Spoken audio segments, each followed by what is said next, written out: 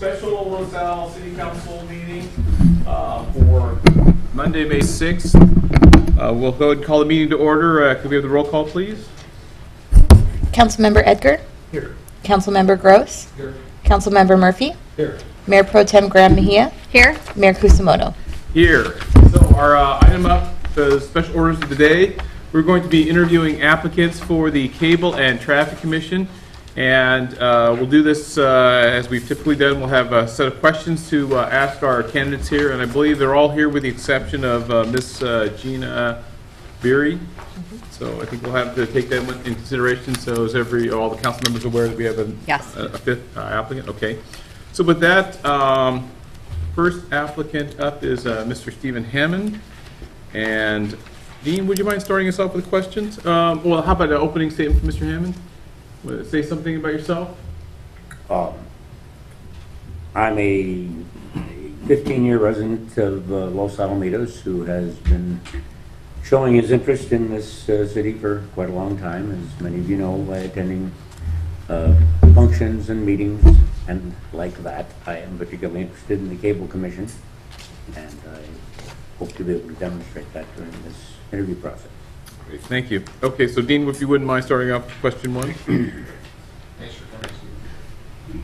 What special traits, characteristics, or experience do you bring?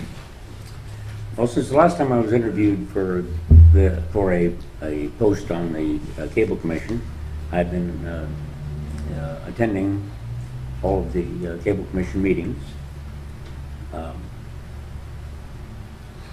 Before that, I spent time learning technical skills in the classes that were available, and I applied those in station productions. I have a long time avocational involvement in media such as the theater and the radio. Okay, how about the next question, Troy, if you would Sure. mind? Mr. Hammond, why do you want to serve on the Cable Commission?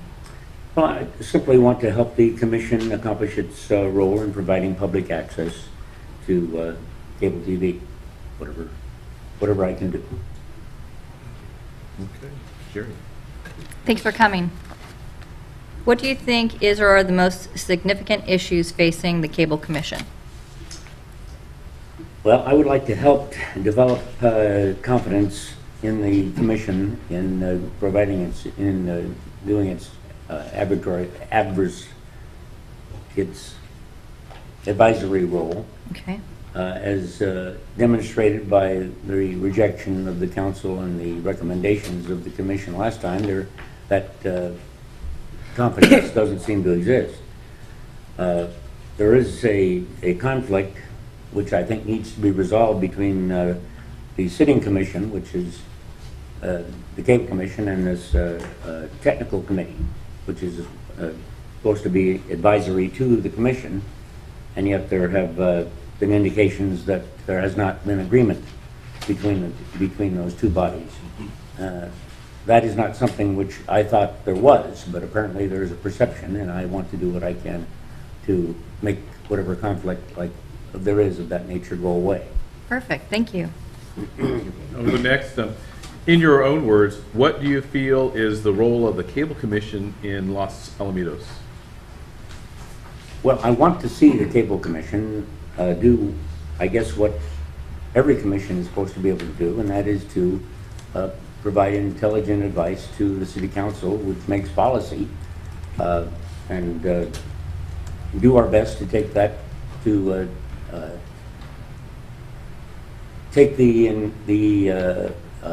to make the intelligent decisions and the data gathering which is necessary to enable you to decide what you want to do. Thank you. Sure. Sure. Mr. Chairman, I'm given a question that basically everybody has answered the exact same way, including myself, since I started paying attention. So I'd like to ask you a little different question. If you were the one vote, what would be your vision of where the Cable Commission would go? Well, I guess I'm fortunate enough to my experience with cable TV in the city is that experience brackets a rather large period in which cable TV in this city has been really quite effective and quite stimulating for someone such as myself who wanted to volunteer. A lot of that has gone away, and I would like to restore it to its glory of even 5 years ago. So that's what I'd like to accomplish. Okay, any other questions from and any last statements? Thank you very much for being here to address the council and answer these questions. Thank you for the opportunity. Okay, so next we'll have Miss Shelley Hasselbrink. And do you want to make the opening statements? Sure. My husband and I have lived in Los Angeles for 20 years, raising our 2 boys. Involved in a number of community activities, and just want to get re-engaged with the city's level functions. Okay, Troy, would you mind starting us off with questions? Hi. What special traits, characteristics, or experience would you bring to the Cable Commission? My experience starts, I was involved as an employee at CBS Television for 12 years, a number of different post-college departments, including post-production, a little bit of production, some network sales and different things. That has been quite a while ago, but it's near and dear to my heart. As far as traits I have, I'm fairly organized to get things done. Rather than talking about things, I'd like to have action items and timelines and actually see something we can accomplish over a set amount of time. Jerry, would you mind the next one? This is a good one. Why do you want to serve on the Cable Commission? Well, I was on a cable commission a few years ago when the city decided to move in a different direction, and in the process, my term had expired. So it wasn't anything that I wanted to leave. It was just moving different ways, and now that it's coming back, I want to get back involved with it. Thank you. Okay, I'll do the next one. What do you think are the most significant issues facing the Cable Commission? I think with the Cable Commission is just being more communicative with the community, both LaSalle, Rossmore, Seal Beach, and Cypress. In any place where we're broadcasting, where you can see your kids on TV or your friends, I think we can have a huge impact. We have a lot of things that go on in our communities, and I think just getting us out there. We're getting better on the programming and expanding the programming, and I think there's always room for improvement and growth from now. I'd like to see the commission set a plan for that. Great. Okay, thank you. Richard? What is the role of the Cable Commission in your mind?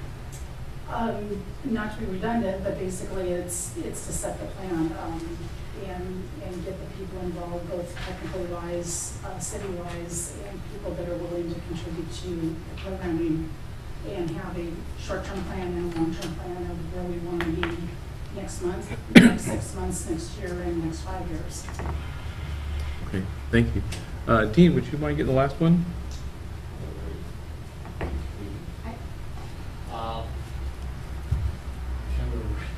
Tend to agree with Richard, but also follow the Yeah, rebel.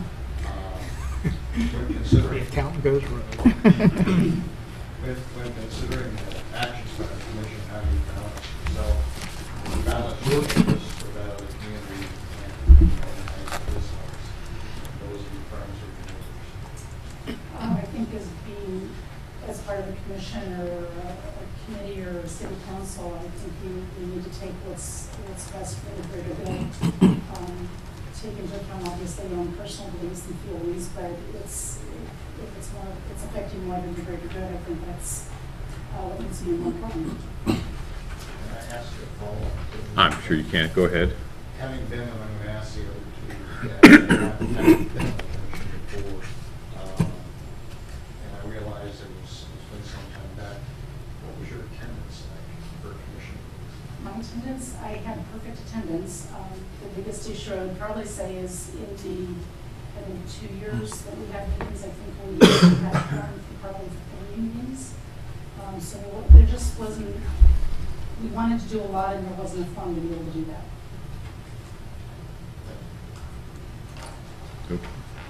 that. Any other questions for Shelley? No. Would you like a chance to talk about your vision for the commission? Sure, it's not super detailed, but I think, as with the cable commission, it is one of the few daily operational commissions. We have a daily responsibility. It's always on TV. I think we need to take advantage of the technology and social media and using Facebook and Twitter and all the different things along with the groups that we're televising to get LATV out into the community to know that we're on, and this is when this is on, and if the fire is on at 8 o'clock, let the fire boosters know so they can publicize to their group to make sure they rush, and if LaSalle baseball's on, use our groups that we're broadcasting to advertise and get more viewership. Thank you. No other questions? No closing statement from you? Okay, thank you very much. Thank you. Appreciate your time. Okay, so with that, that's the cable. We'll go on next to for Traffic Commission. Is it James? Yes, Mr. Wilhelm. Wilhelm? Mr. Wilhelm? Hi, would you like to make any opening statements? No, I've been a 19-year resident of Los Angeles. Time has gone by amazingly fast. I've been a member of the Traffic Commission for 3 years, and that span of time I've become increasingly interested in the city and its future and the various problems it faces. And I'm hoping to stay with it for a little while longer. Great. Okay, Jerry, would you mind starting us off? Question number 1? Sure. Thank you for coming, Mr. Wilhelm. What special traits, characteristics, or experience do you bring to the Traffic Commission? I have basically an engineering background, although for a number of years I was involved in various real estate related consulting activities and served as an investment analyst for a couple of major companies. And I think that kind of a background fosters good analytical skills, and I feel it helps me in addressing problem areas in any particular Perfect. regime. Perfect. Thank you very much. So I'll go next. Why do you want to serve on the Traffic Commission? My initial interest, and it's an abiding interest, is having the opportunity to try to solve problems. It's kind of an engineering function. And at the same time, as I said earlier, I'm more and more interested in the affairs of the city, particularly after commissions have allowed the commissions to become involved in the upgrading of the general plan, and now I'm interested in the plans and vision for the city, and had an opportunity to attempt to make some contributions to that. So Right. that's generally my sentiment. Great, thank you. Richard? What do you think are the most significant issues facing the Traffic Commission now? Of specific challenges and problems, the most immediate is this truck depot proposition in Cyprus. But at the same time, I think that's an example of what I see as the basic traffic problem, and that being the ever-increasing flow of traffic, pass-through traffic, east to west. And this is an egregious example of things that can exacerbate those problems, but we'll probably see more of it in the future, particularly if this thing happens. So I'm hoping the council and their technical advisors in the environmental area can thwart the threat. Amen. Great, thank you. So, Dean, if you get the fourth one, please. In your own words, what do you feel the role of the Traffic Commission is for Los Angeles? Well, as I think, as its stated purpose says, it's to hear suggestions and complaints that come from the public about conditions around the city, and also to initiate issues, kinds of problems that we perceive, and in turn make recommendations to the council, possible solutions. Thank you. And Troy, if you would Sure. mind last one? How you doing, sir? When considering the actions by the Traffic Commission, how do you balance best the interests of the entire community against the likes or dislikes of yourself or your neighbors? Well, I'm almost always convinced that my proposal and my suggestion is the best for everybody, myself included. So I don't think I would ever be conflicted in that sense.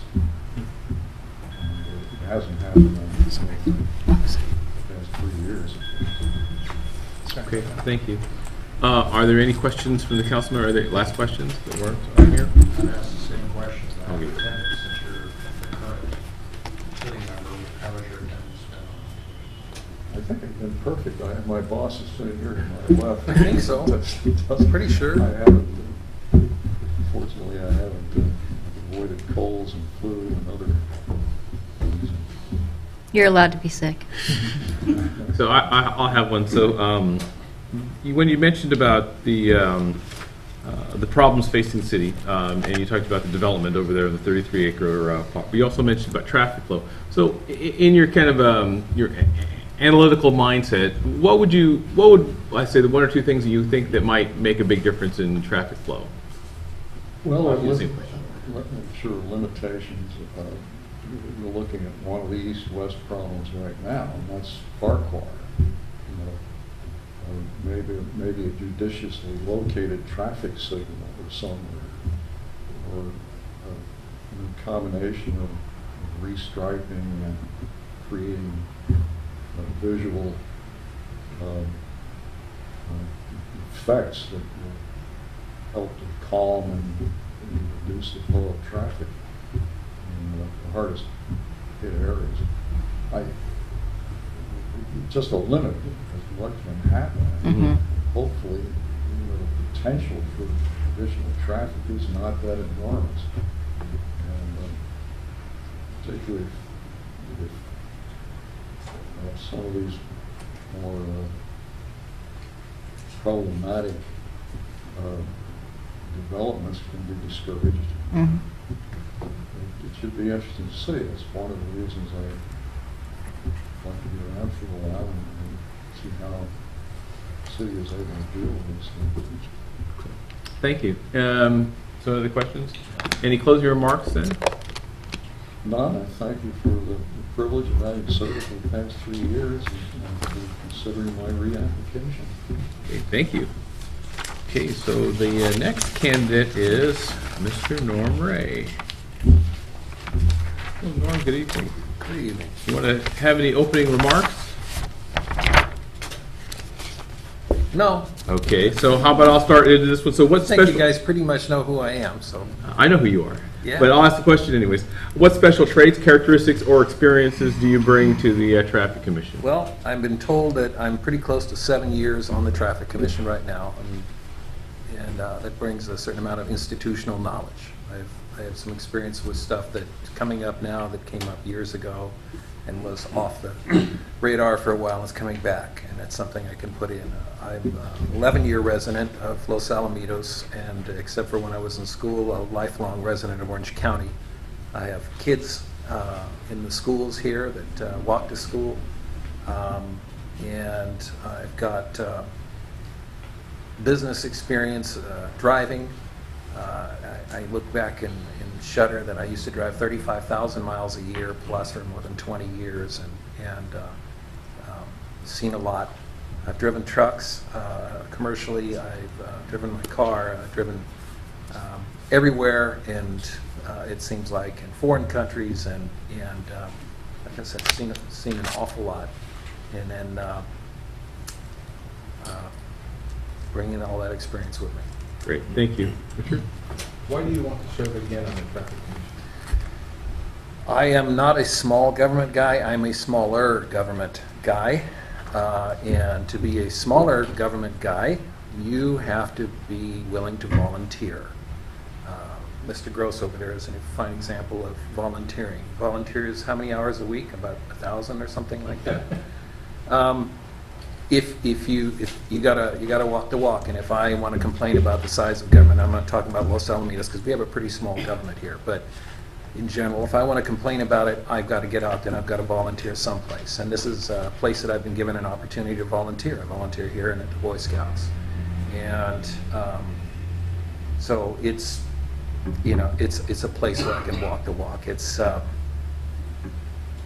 you know, a requirement to me that I do something. So here I am. Great. Dean, number 3.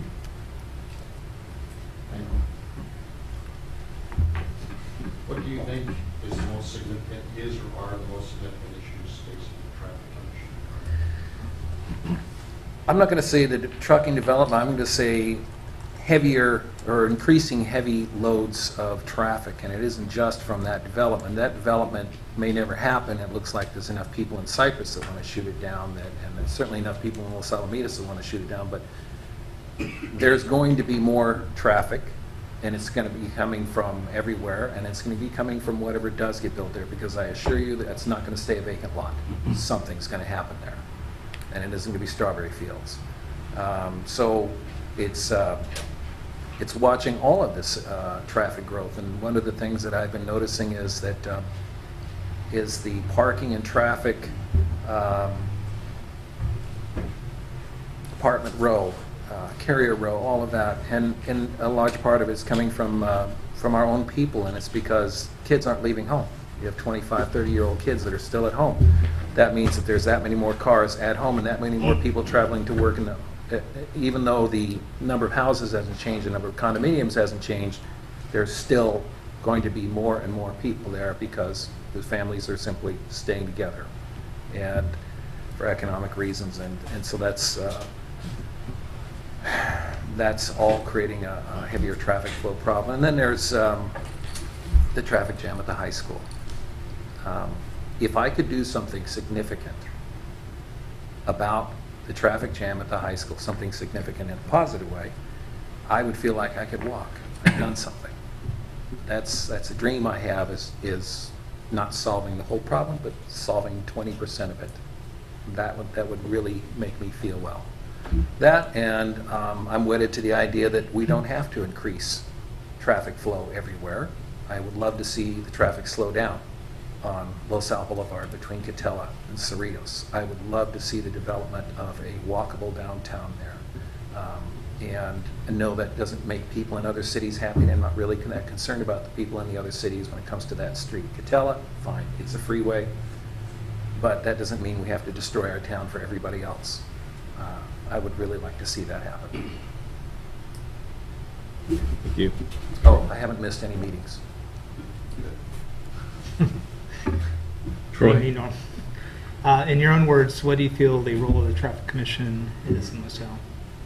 Exploring the minutia of traffic and parking and safety and learning all these little tiny things and talking about them and self-educating, and then presenting you with something thought out, well thought out. I don't think you guys need to know that there needs to be a sign next to a green curb, but we need to know that. That's minutia. That's something I've learned on the Traffic Commission. Green curb doesn't mean 15 minutes, it doesn't mean 2 hours. It means whatever the sign is that's next to it. And learning those kind of things and how they can affect traffic or parking is for us, and then presenting something to you guys. That's our job. Oh, and educating our neighbors. This truck thing, we can't do anything about it on the Traffic Commission, but as individuals, we can go out into our neighborhood and talk to people in our neighborhood, talk to people at business, and educate them. And we can pick up our information from the Traffic Commission meetings, but we don't pass any laws here. What we do is, in this case, is go out and talk to people. That's our job, and I trust that all the other commissioners are doing it. I'm doing it, telling people what's going on. Great. Thank you. Sherry, what do you the last one? Thanks for coming, Norm. When considering actions by the Traffic Commission, how do you balance the best interests of the entire community against the likes, dislikes of yourself, your friends, or your neighbors? I like what James said. I kind of feel like if I'm for it, then it's probably the best thing for the community, and I can come up against the majority, and Mayor Kuzumoto can probably remember this. I can be quite passionate about something I believe in, even though the majority will be against me, and that was a case where we were trying to decide who decides to get rid of a special parking area in the area by the Oak Middle School here. Who decides whether they can remove the locals-only parking? Right. And I believed it should be all of the residents, and they believed it should be all of the property owners. And I did some serious table pounding about that one. But I still believe in it. Yeah. It's a matter of individual rights, starting from the beginning of the country, that you're a resident, you're a citizen, and you have a voice. And it shouldn't be just those who own property. Right. Something over, I believe it's over half of our people, maybe higher than that, rent in this community, and I believe that we should take that away from those people and say that it's only for landowners. Thank you. Thank you. Okay, so we already got the question answered, Dean, about attendance? Okay. And are there any other questions? I think the one that I was going to ask, Norm, you already answered about the one thing that you'd work on. So, and I remember the discussion we had on the other one about Yes. I don't know. I thought it was enacting restricted parking versus deleting it. No, was it enacting deleting? is in the code. It was creating a code for getting rid of. Right. Okay. Restricted. Oh, okay. That one. I remember. Yeah, that I have a was, question. How to get Oh, rid yeah. of it when you don't need it anymore. Yeah. I have a quick question, because I know you've been on there for a few years and you probably have some idea about this. You talked about supporting the downtown, the narrowing of LaSalle Boulevard, and then also fixing the high school traffic. How would you do those things together? Because there's been, you've been on the commission, there's been a lot of concern about if you narrow that street, the traffic will get worse. Do you have an I don't idea have for a that? plan yet. Okay, I okay, don't have a plan yet. I just keep absorbing, right. trying to see the bigger picture and trying to talk to as many people as I can. Yeah. I grew up in a newspaper family, and newspapers, that's an antique institution. Yeah. I know, but you learn to say, what is the big picture? Because people will come to you with a story, and they'll say, this happened, and they'll have some evidence, and they'll put it in front of you, and you'll get impassioned, and you'll start pounding the table. But then you find out that there's more to the story, and perhaps what they told you is a third of it. Or two-thirds of it, but it's not the whole story, and there are things, and there's perfectly good reasons for that, and so I don't want to go off and say, it's entirely the high school's problem. I don't want to go off and say that we need to put more lanes here, or an overpass or something like that. It's going to take an awful lot of study. I think it's going to take some very simple solutions, because all really good solutions are simple ones, because complicated ones will foul up. But it's going to take a lot of thinking on all of our parts to come up with something, and we will find a variety. It won't be one thing. Right. It'll be 5 or 6 things that we do that work together, and if we don't do all of them together, then they won't work, but if we do all of them together, it'll work. I just don't like it. I just keep my eyes open. Okay, great, thank you. Thank you. So any closing remarks, Norm? I think I talked enough. Thank you. Thank you very much. Okay, so bringing it back to us, Council Wood. Oh, okay, go ahead. Just wanted to thank all of you for coming. I actually find this the hardest part of the job. Yeah. Is telling qualified people, obviously we can't vote for all of you. And I've been on both sides. I was rejected once as the only applicant. I was actually accepted once. But thank you for coming and volunteering. And we really do appreciate what you do. Troy? Yeah, I'll telegraph my vote a bit on the Traffic Commission is that I follow every meeting that you guys have, and I read every meeting minute. I appreciate the comments that you both provide through the process. I also am very thankful for your work on the general plan update, and that is a joint Traffic Commission, and with all the other commissions, you guys have been very helpful in that process.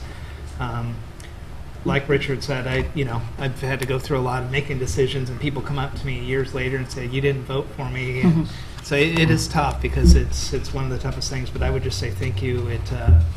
Given the time to the city, I think you're right on. Is that it starts with volunteering. You want smaller government, you need to be a part of it. So thanks. I would echo the same thing. It is tough to try and make decisions based on who we think might be best on the commission, and it is personal.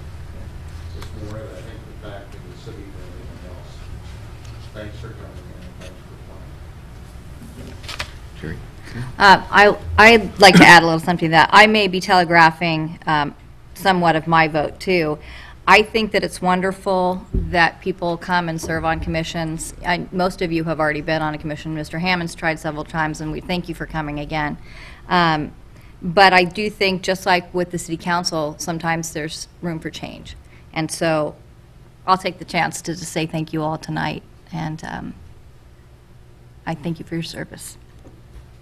Okay, so I'll just go ahead and close on I'll echo the same thing as the other council members here. And I have been on both sides. I was selected once and I was rejected once, and it wasn't a traumatic thing. I did approach this with the idea of serving, and then I have to say, I think I can say this for all of us, this job is still service on this end of it too. So, but thank you for your willingness to volunteer. Thank you for coming here, subjecting yourself to the questioning to put it all out there. And as the others said, we're going to do the best we can, and don't give up if you're not selected this time around, and we'll see where it goes. So with that, I'll bring it back to the council.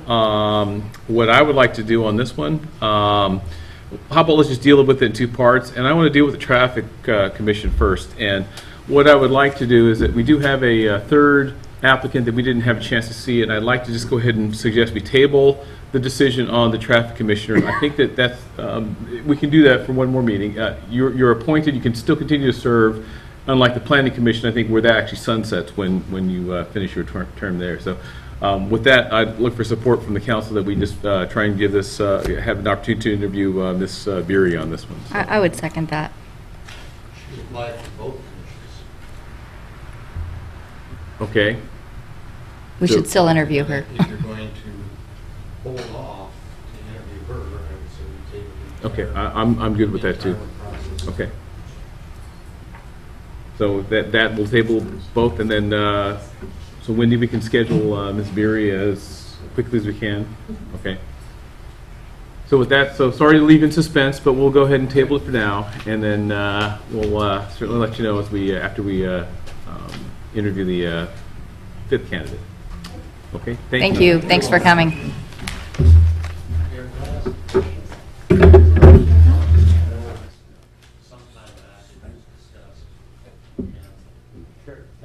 I would like to maybe get support from the council for this staff.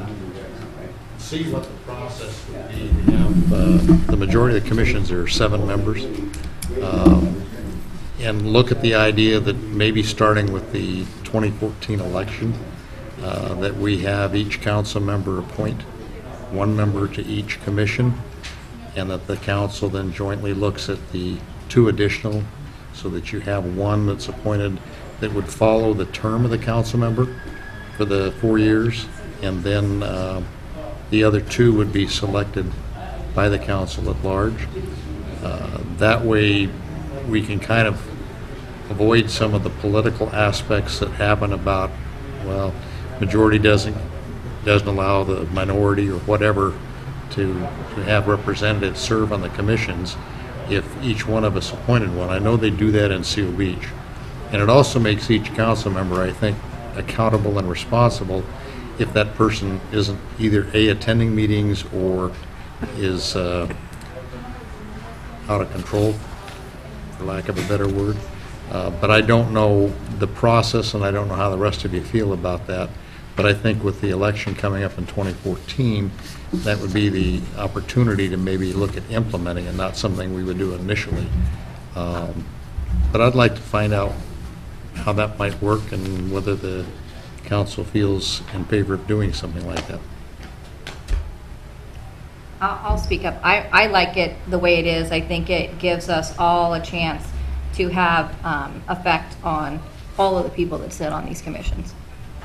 And I think appointing one person, and there's that given expectation that that person's going to do exactly what that council member wants them to do, and that's not necessarily what we want. We want these people to have, you know, bring their own ideas to the table. So that would be my opposition to it. Fair enough. I mean, it's a good idea. I mean, I'm glad you brought it. Any thoughts?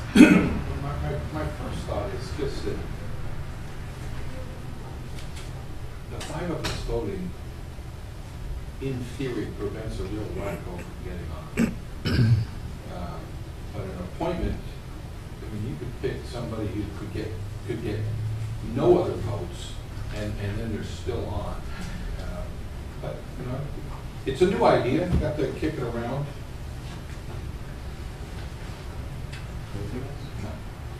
Troy, you want to weigh in on this one? I mean, the only parallel I see is that last year or 2 years ago, Jerry had brought an item about potentially expanding the number of commissioners. And, you know, I mean, you know, I think that's something that we should think about. When I hear the stories about the corner, I wasn't supportive of it, I'll be honest. No, I know, that's yeah, why I laughed. So, yeah, but I wasn't supportive of it back in the day. But I do watch all the commissions, and you know, for lack of quorums, it's getting better because there's stuff going on now. But like the Cable Commission, there was areas of opportunity that we think if we would have had more to pick from, and maybe a middle ground would be able to have a discussion on the composite of our commissions, which may include an open item just so we can have a discussion, and then I would be supportive of that if we were able to do that. Okay, so on the last, so Dean, this is the first I've heard of this idea. So you understand, your understanding Seal Beach does this? Seal Beach is elected by districts, Okay. which makes it a little easier for them because they do appoint one person from their district to each of the commissions. Okay. But I think there's other cities that do that as well, and it would be interesting, not critical that we have to do this between now and July 1st or a time frame, but I mean, if there's an opportunity to find out from other cities what they do and how they do it, and the pros and cons.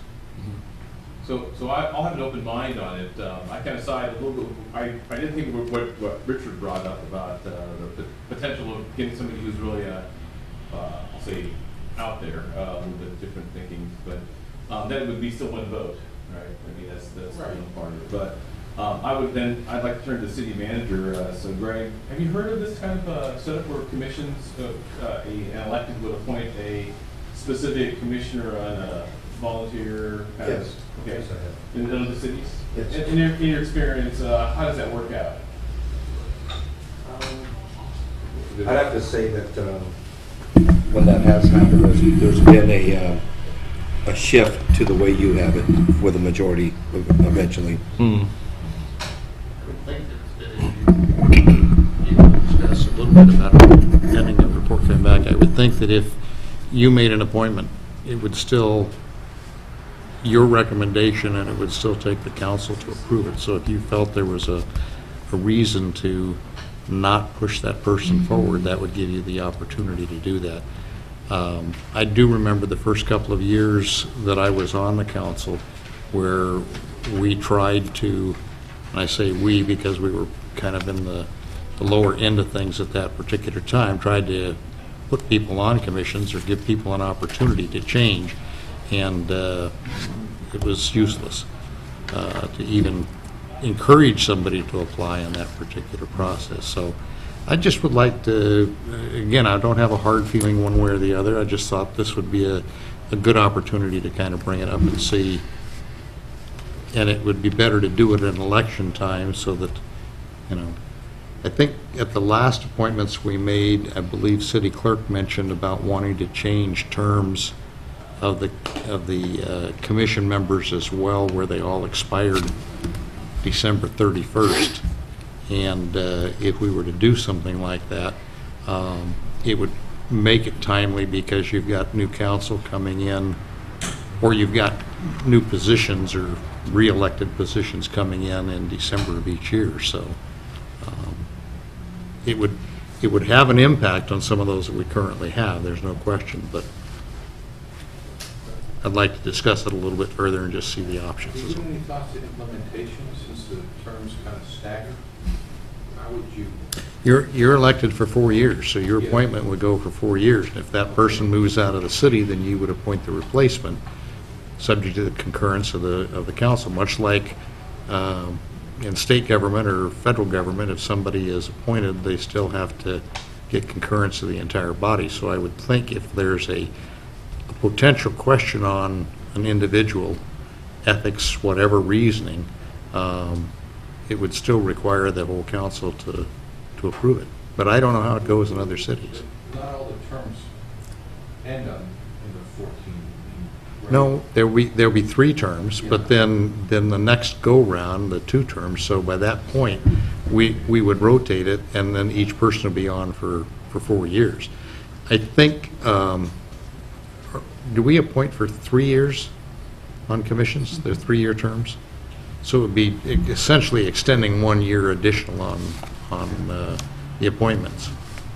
Okay. Any other discussion? So I would just, it's an interesting idea. Perhaps Greg can, provide us some other insight, but I'm not sure from a timeliness standpoint, I would think we'd want to get past June and then. Oh, absolutely.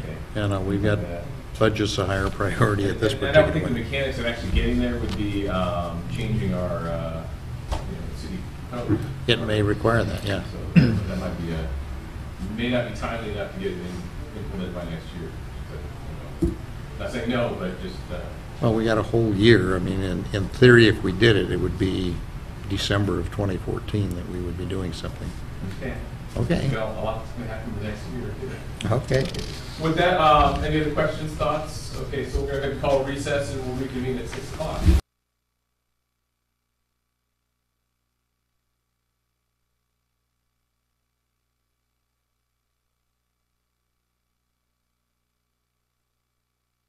Order, and the next item on the agenda is review of the proposed fiscal year 2013-14 operating budget. And have a staff report, please. Yes, Mayor and City Council, as this is my 9th week in Los Alamitos, and this is Josh's 10th week, we've endeavored to listen to the City Council policies and priorities. At our weekly staff meetings, we've taken into consideration input from department heads, managers. We've also interacted with support staff in the community. Josh will illustrate the projects and programs arising from what we've heard at city council meetings, staff meetings, and other meetings we've had with employees and the community. The department heads and staff have assisted immeasurably as we have cut approximately $300,000 from the proposed operating budget to date. I want to thank you, the City Council, for your support in establishing policies and the assistance of the department heads, management staff, and city employees. Lastly, I want to thank our new Finance Director, Josh Brooks, who's working very hard on this proposed operating budget, which reflects a small surplus of $9,915. We're also planning a short budget meeting, as is the custom, in the city of Los Alamitos prior to the next regularly scheduled city council meeting of May 20th at 5 p.m. on the restricted funds. At this time, Josh will take the proposed city of Los Alamitos operating budget, take us through it for fiscal year 2013-2014. Josh. Thank you, Mr. City Manager. Good evening, Mayor and council members. Tonight's presentation of the review of the proposed fiscal year 2013-14 operating budget. First, real quickly, I would like to go over the budget calendar. Tonight's meeting is going to focus primarily on the general fund. As Greg mentioned, in 2 weeks we were going to review the special funds and the capital projects funds. On June 3rd, we'll follow up on any items if needed. And then, if all goes well, June 17th, we'll have a public hearing and a budget adoption. With that, I'm going to jump into the introduction. As Greg mentioned, we have a surplus of $9,915 right now, and this was a collaborative effort by city staff to address as many needs as possible while still remaining fiscally responsible. And I too want to thank all the city staff, department heads, and city council for helping us through this process. I'm going to jump right into our budget highlights. So for our 13-14 budget, these are some of the top highlights that we've included in this proposal. We're adding funding for the maintenance of Coyote Creek Park, increasing funding for our garage fund to purchase police vehicles and needed public works equipment. There's funding available to replace our aging phone system. We're proposing a reorganization. There's an opportunity to reorganize our code enforcement function. This budget provides for funding to convert 2 part-time receptionist positions to 1 full-time receptionist / business license clerk. Oh, sorry, thank you. And also reclassify a senior finance assistant to an accountant. It provides a 2.5% COLA for our part-time employees. Their last increase was about 7 years ago. And then also, it provides funding to complete our general plan. And I'm going to get into these changes in more detail when we go through the department expenditure sheets. But first, I'd like to jump into our general fund revenue projections. What you see here is our 5-year trend. And we do have a decent increase from 12-13 to 13-14. And on the next slide, we can go through the changes and the variances here. So starting with the first line, we're seeing some strong collections in property taxes and a rebounding real estate market. And that's why we have this 4% growth on line 1 for property taxes. Some other highlights are UUT. We're actually having a decline of 3% there. A lot of that has to do with flat collections and also the recent change to our telephone UUT. License and permits, significant growth on that line item, 78,000. We're anticipating collection of permit fees for the hospital building and the parking structure that are going in. We're going to be receiving those next fiscal year. Fines and forfeitures really jumps out, 23%. That's primarily due to our red light cameras and the trend we're seeing now, and we expect to see that continue for at least a year. Two other items I wanted to highlight here is the charges for services. That's mainly our parks and rec fees. We're having field closures next year, and so we're going to see a slight reduction in our revenues in that line item. And then also revenue from other agencies. That represents the monies we'll be receiving from the city of Seal Beach and the school district to fund half of the SRO, the school resource officer. Bottom line, growth of 3.3%. But I do want to point out that this revenue here for the SRO and also the one-time revenues for the hospital, if we back out both those line items, we're really looking at a growth of about 1.9% year over year. Next slide I would like to show you is our pie chart showing how our general fund revenue, where it comes from. We have our big 3, property tax, sales and use tax, and utility use tax. Both 3 of those total 67% of our revenue. I do want to point out that it's a sign of fiscal strength for the city of Los Alamitos to have a diverse revenue stream like this. A lot of cities may have a higher percentage in sales and use tax, which can be kind of volatile during downturns. So this is it's a good diverse revenue stream. So I'm going to move on now to expenditures. This is our 5-year trend of expenditures. You can see we're slightly down compared to 12-13, our 12-13 estimate to close. We'll get into more of the details on that. Most of that, a big part of that is the donation to the Oak Middle School for the gym renovation that was included in the estimate to close for 12-13. Here's a pie chart showing what our general fund expenditures go to. 48% is PD, 15% public works, 13% recreation. Those are our top 3.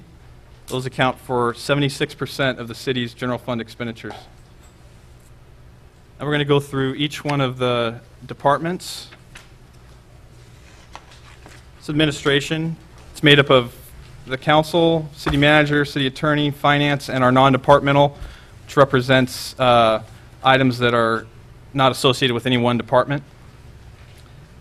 There are some increases. We'll get into those on the next slide. I do want to point out that the drop in non-departmental, that there is a line item for salary savings in there that's not yet identified. And what that was an analysis I did of comparing our adopted budgets to our actual expenditures for the last 3 years, we typically save about 4% of what we adopt to what we spend. That amount there, the 75,000, represents 1%. And so it's for savings that we know occur in an organization our size when employees retire or employees move on. And it's something we've seen for the last 3 years. So I wanted to share that with you. Some other things that are going on in administration we talked about earlier in the highlights, conversion of 2 part-time receptionist positions to 1 full-time receptionist/business license clerk. This is important. This is a business license generates over $500,000 a year for the city, and management and staff, we feel like it would behoove us to have an individual who could dedicate part of their full-time hours to the enforcement of the business license and the processing of that duty. The second item there is the senior finance assistant, reclassifying that to an accountant. That's in my department. I have an individual that's taken on a good number of duties that fall under the accountant classification. She's doing payroll, risk management. She's overseeing our business license function now, and she provides a lot of support for my budget development and also the year-end close on the accounting side, the CAFR. And she does our monthly journal entries and a lot of other administrative tasks that fall under an accountant classification. So moving on, go to police services. This is their 5-year trend. The number that's going to jump out, of course, is right here, the SRO under youth programs. And on the next slide, I'll discuss a little bit of the increase, the overall bottom line increase from 5.4 to 5.7.5. A lot of it's 200,000 of it's that school resource officer that was added to the budget. We're budgeting it for the full cost here, and then we get half the revenue back from the City of Seal Beach and the school district. And also, we've increased our, this budget increases our charge for the internal service fund.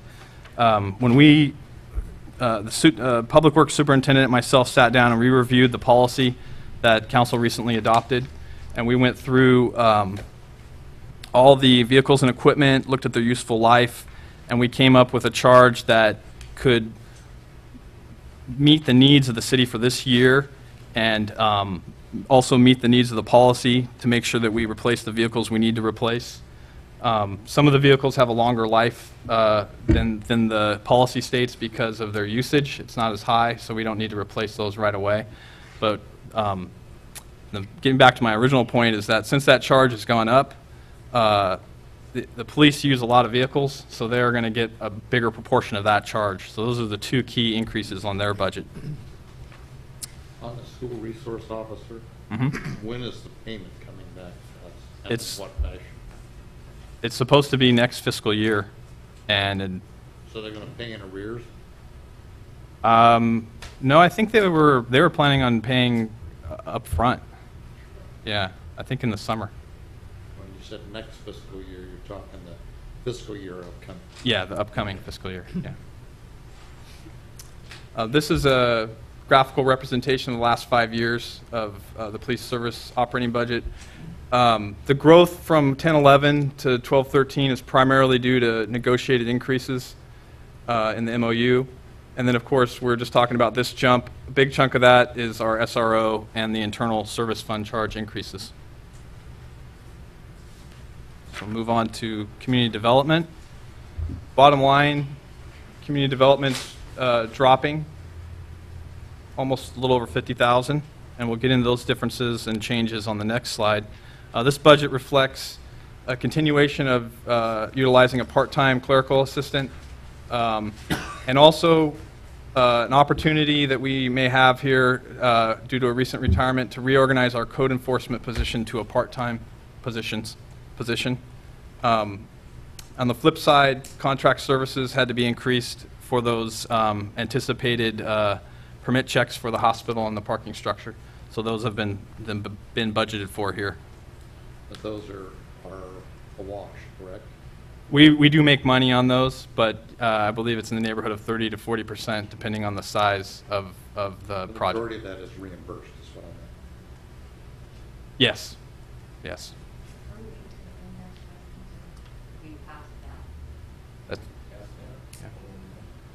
Well, I mean, I've got notes, so I'd rather wait to the end, but I just wanted to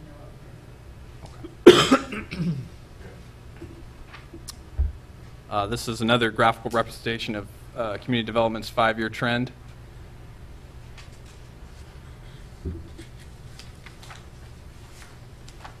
We'll go on to Public Works.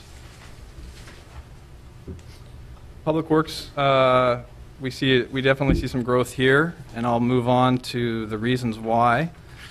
We put in $35,000 increase for the maintenance of Coyote Creek Park. We're continuing with, on the savings side, we're continuing with a part-time 30-hour per week maintenance worker position. And again, like PD, Public Works uses a lot of vehicles, so they are receiving a higher percentage of that charge for the garage fund. And also, our city engineer, based on projections for the upcoming fiscal year, less of his time will be charged to the special funds. A lot more is going to have to be charged to general funds, so there's a significant increase there for the city engineer.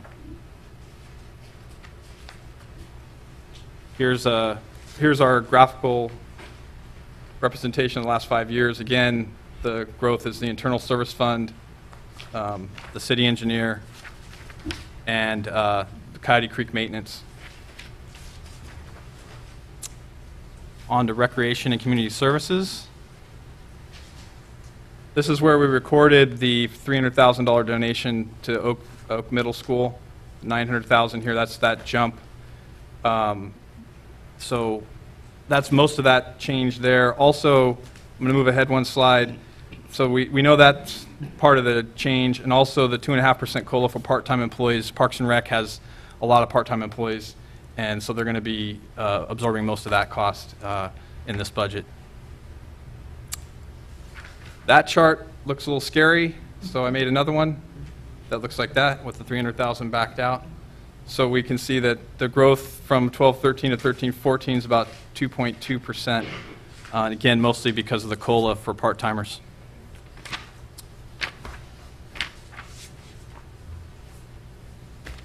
So this is our fund balance matrix. This is projecting what our fund balance will be at the end of this fiscal year, 6/30/2013. There's our mid-year number, $12,250 surplus. These are our different spendings from our different designations. The $300,000 is coming out of unassigned fund balance for the donation to Oak Middle School.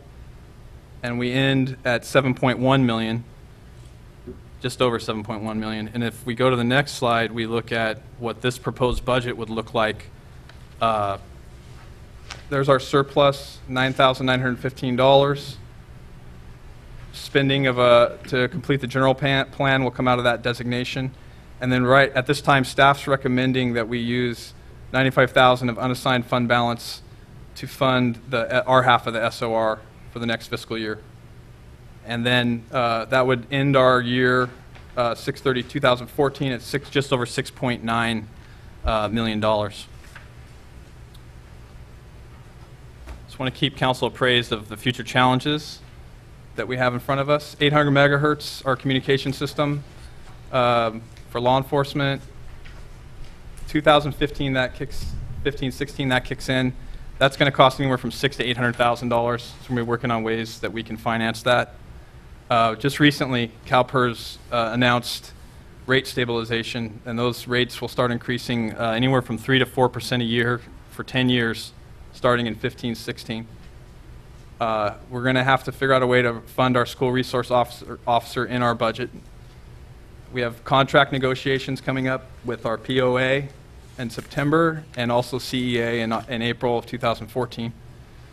Another fun task, Affordable Health Care Act compliance. Myself, my staff, we're working on understanding that law and how to best maneuver to limit or reduce any penalties we may have to pay to comply with that act. And then finally, there's an opportunity in our dispatch and records equipment where we may be able to replace that at a one-time cost and reap some long-term savings. So these are sort of our future challenges. And then one last slide. I'm going to go through sort of the highlights of this budget. We have funding for the Coyote Creek maintenance. We increased our funding for the garage fund. We have funding to replace our phone system. We have an opportunity for redevelopment or reorganization in community development. We have a funding to convert two part-time receptionists to one full-time, reclassify a senior finance assistant to an accountant, provide 2.5% COLA for part-timers, and it also funds the completion of our city's general plan. And with that, any questions you guys may have? Anyone want to go first? Sherry, you want to? No, I'm going to Dean, you want to finish any of your questions you have? I have a lot of questions, but it's more department by department. And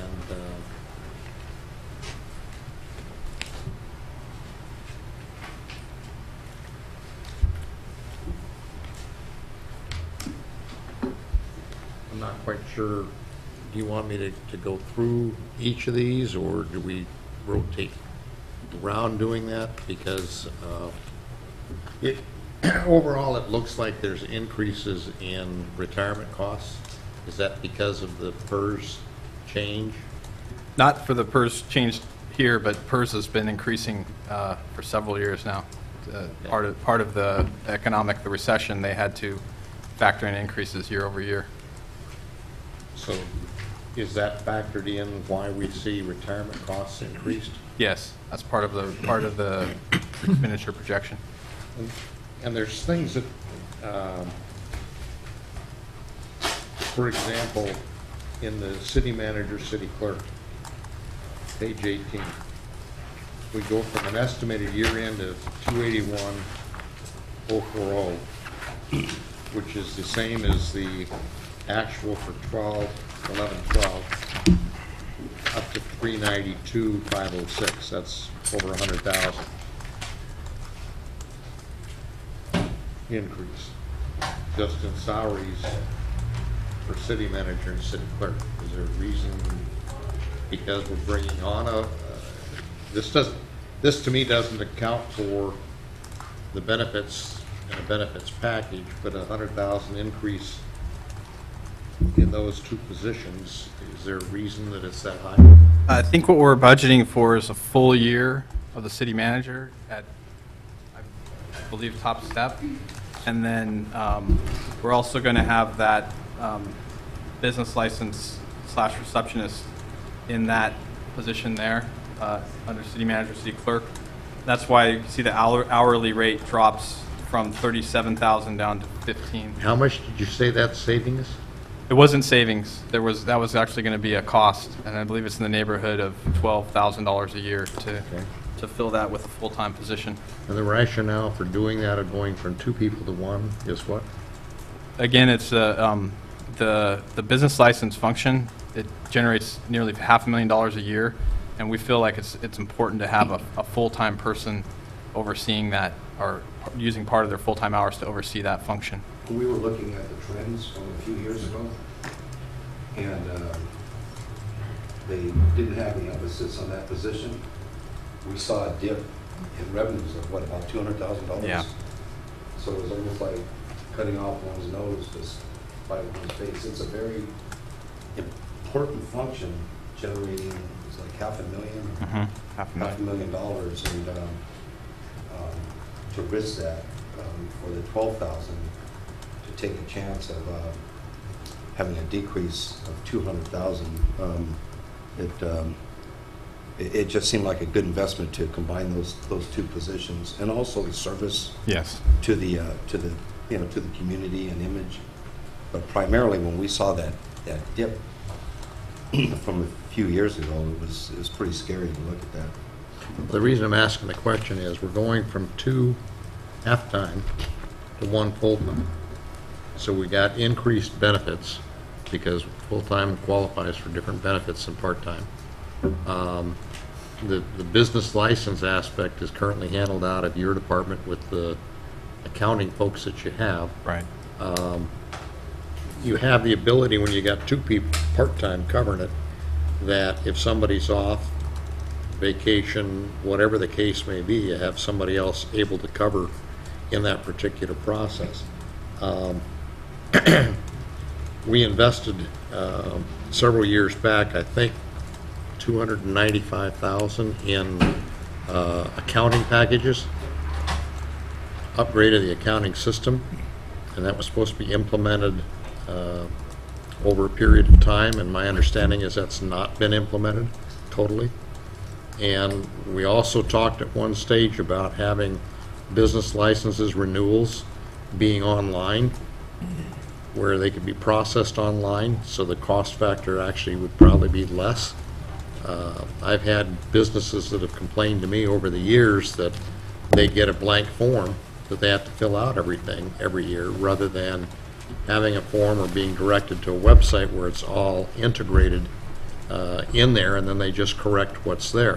When I asked that question, they said, well, they want everybody to go through everything again just to reaffirm. And it doesn't seem to me, for some of our long-term businesses, to be that cost-effective when you've got to go through and fill out 2 full pages of everything again. You've got existing forms. So it would seem to me, if we automated what we're doing, to create one full-time position at a higher cost, with the idea that we're going to, increase revenue, I'm not sure that we're doing it. And I'm concerned from that standpoint that we're taking 2 people that are costing us less money that have a greater flexibility, because I know from time to time those 2 positions have floated to other areas within the city when there's been vacancy, when there's been a need. You can't do that when you got 1 full-time position. And I'm just concerned, are we thinking that process totally through? I understand your perception from the dip of a couple years ago, but we've got a accounting system. We're not using the web and the ability to renew this stuff online on a lot of the permits and licenses that we have, and yet we should be, even to the extent of paying the processing fees and everything else online, and making it easier for the businesses and easier for any permits that we're doing. They're doing it, I think, now in Parks and Recreation, where they can actually sign up and pay online. Question is, why aren't we doing it with everything else within the city? We could look at that. What we did look at was a trend, and the way it was explained to us is that they had a full-time person, and then they went to the part-timers, and something went badly awry because it had extremely drastic dip. We've had changes in management levels as well during that same period, which for a while the finance director was acting city manager, which has a factor in the process. So I think when you look at the trends, you really need to look at the full history around that in terms of why some of this went. I just would hope we can look a little bit closer at it, because it seems to me we have the ability to automate a lot more than what we've been doing. If you have us let someone else ask questions, back to you, is that Yep. okay? So anybody, Do we want to do this department by department, and that way we get through everything? In other words, we're dealing right now with city manager, city clerk, city council. That's fair, I guess, Josh, you okay with that? Or we'll just kind of deal section by section. That's fine, So, that yeah. way so on the city clerk, city manager City. category, city manager, city clerk, any other questions about that from the council? Anybody else? Question on form. On one of your first slides, Josh, you actually had percentages up there. But that was the last we saw, percentages. That one. Would it be possible to have percentages included? Personally, I mean, I'd rather have the percentage increase or decrease much more so than what actually happened in 2010. Okay. I don't know if you're subject to rules that say how much you have to present, or, I mean, I don't really see where you fit in percentages, so something would have to go. We could find a way to. But the percentages would help me a lot more than what goes on, what went on 4 years ago. Just a question. No, yeah, we can change that. Okay, it's just so much easier to analyze with that up there. And I'm just speaking, in the last year. between Right. last year and this year. Right. Not all the other years. Okay, any other, so, this is sort of general one, so, next category would be? Yeah, just a question. I guess approach, we can go through department by department. I guess some of my questions are at a bigger or higher level, just directionally. I mean, if you go to the last chart and you say, hey, look, here's the summary of where we're heading.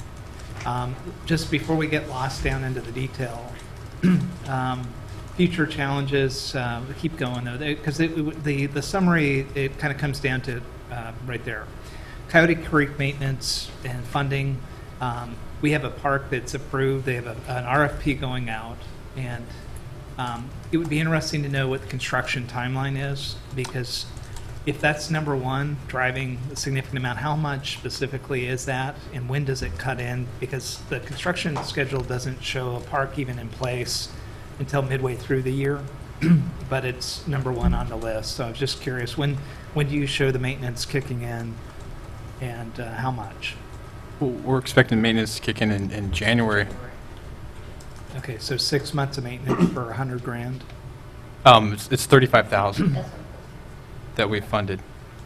Okay, so 35,000 is one of the highlights on $11.7 million budget. 35,000 makes the highlights, was just one of my questions. The increase in the garage fund, I think the garage fund question is really the most significant question that we're really dealing with, because we approved a policy last council meeting that we really didn't know what we approved, and I didn't vote for it because I didn't see what the amount was going to be once you were able to put that policy in place and calculate it. In total, what is the net increase for the increase in funding for the garage fund as compared to last year? It's approximately 112,000. Okay. So the garage fund is broken up into two funds, or two components, the operations and maintenance and the replacement of vehicles. So is that amount of the 112,000, is that on the replacement of vehicles only? Entirely. So the operations and maintenance, did that grow at all? No, I believe it stayed relatively flat. Double check.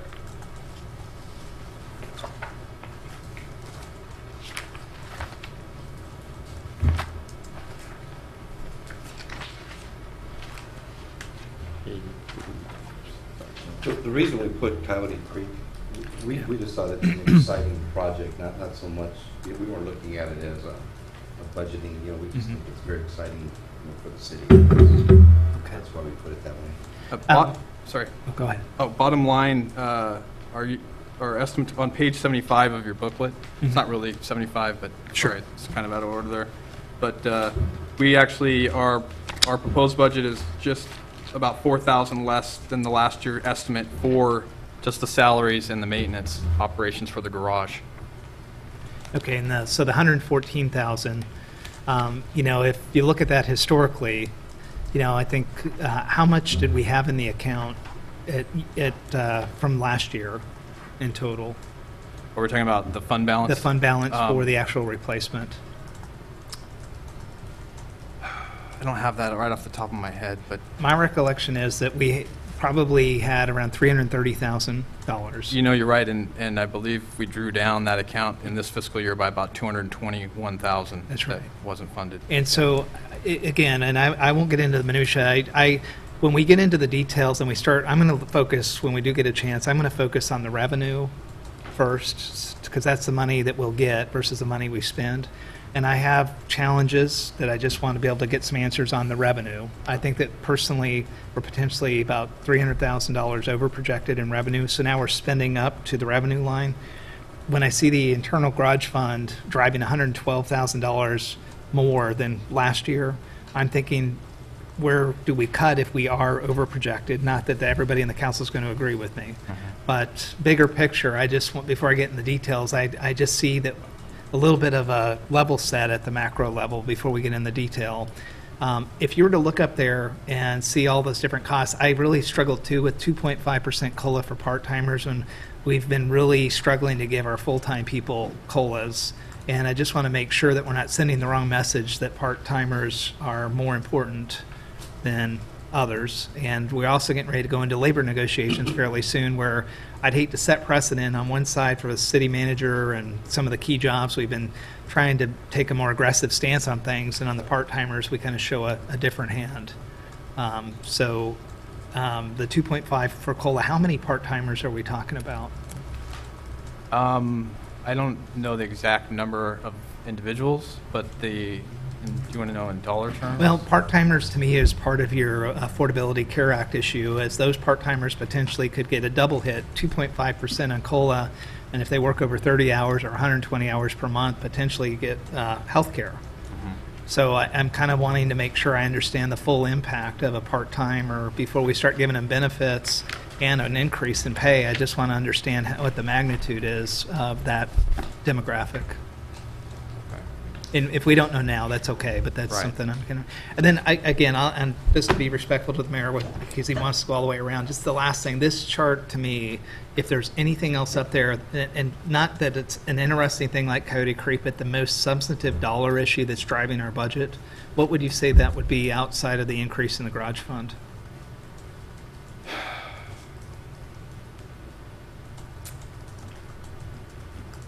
I think it might have to be our opportunity in community development for that reorganization. That's significant savings for this budget. I don't know if that's what you meant from the cost side or from the savings side. That's what I see as dollar terms. What's the other side? So it's the savings. Yeah. Yeah. Well, yeah, and like city manager's pointing out, the replacement of the phone system is nearly, what, 150,000 potentially? Yeah. I was going to save that. I actually called in before the meeting, and I logged all my issues with the city manager to make sure that I wouldn't catch anybody by surprise. But when we get to telecommunications or the technology plan, I'd like to talk about that a little bit too. Thank you, Mayor. So there was a question you were going to answer, Josh, on the 2.5 COLA. What does it amount to just from total dollars? I believe it's around $17,000 a year. And the reason we did that is, again, we've been taking input from our weekly staff meetings, and we're hearing that part-timers in the police department, and as we hear, they haven't had that in Parks and Recreation. And especially in Parks and Recreation, we're hearing it's a recruitment and retention problem that the surrounding cities pay a lot more for part-timers, and that there's concern of part-timers leaving and replacing in that, and that they haven't had an increase since, was it 6, 7 years ago? So Okay. we were looking between 2%, 3%, between 2.5%. It's not cast in concrete. Sure. So appreciate your input on this too. Not a problem. Understand that. So thanks, Troy. Yeah. Jerry, you had a question? What department are we on? So let's, Sorry. okay, so we went through city manager, city clerk, so basically administration. I've got it. The next one is police services. City Questions on police services? Go ahead. This is a question. On the red flags, it appears that we're estimating an increase of $5,000 for this year. Are we proposing to raise the fee for the ticket, or are we just projecting that we're going to have that for running the line? We don't propose the raising of fees. Those fees are set by the court, but we have seen a significant increase this year in both the number of violations and the fines we're receiving from the court. Okay. And I'd like to say something. One thing I've heard, Chief, correct me if I'm mistaken, is that some of it is an increase in volume coming from where the 405, with all that work, that people are coming that makes sense. this way.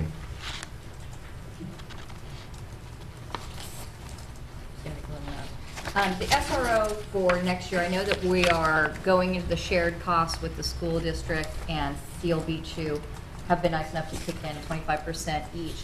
The first year, it's more because we have to purchase the car and all of the extras, correct? We actually projected those costs year by year. So we anticipate the 190 for this first year. That's the expenses for the cars and all that, that's averaged out throughout. So it'd be, right now, we anticipate 190 for the succeeding years also. Really? Okay. And then the last, it's actually a recommendation. I've talked to some other council members and people in different cities. We have a code enforcement person who's no longer going to be here, if I understand correctly.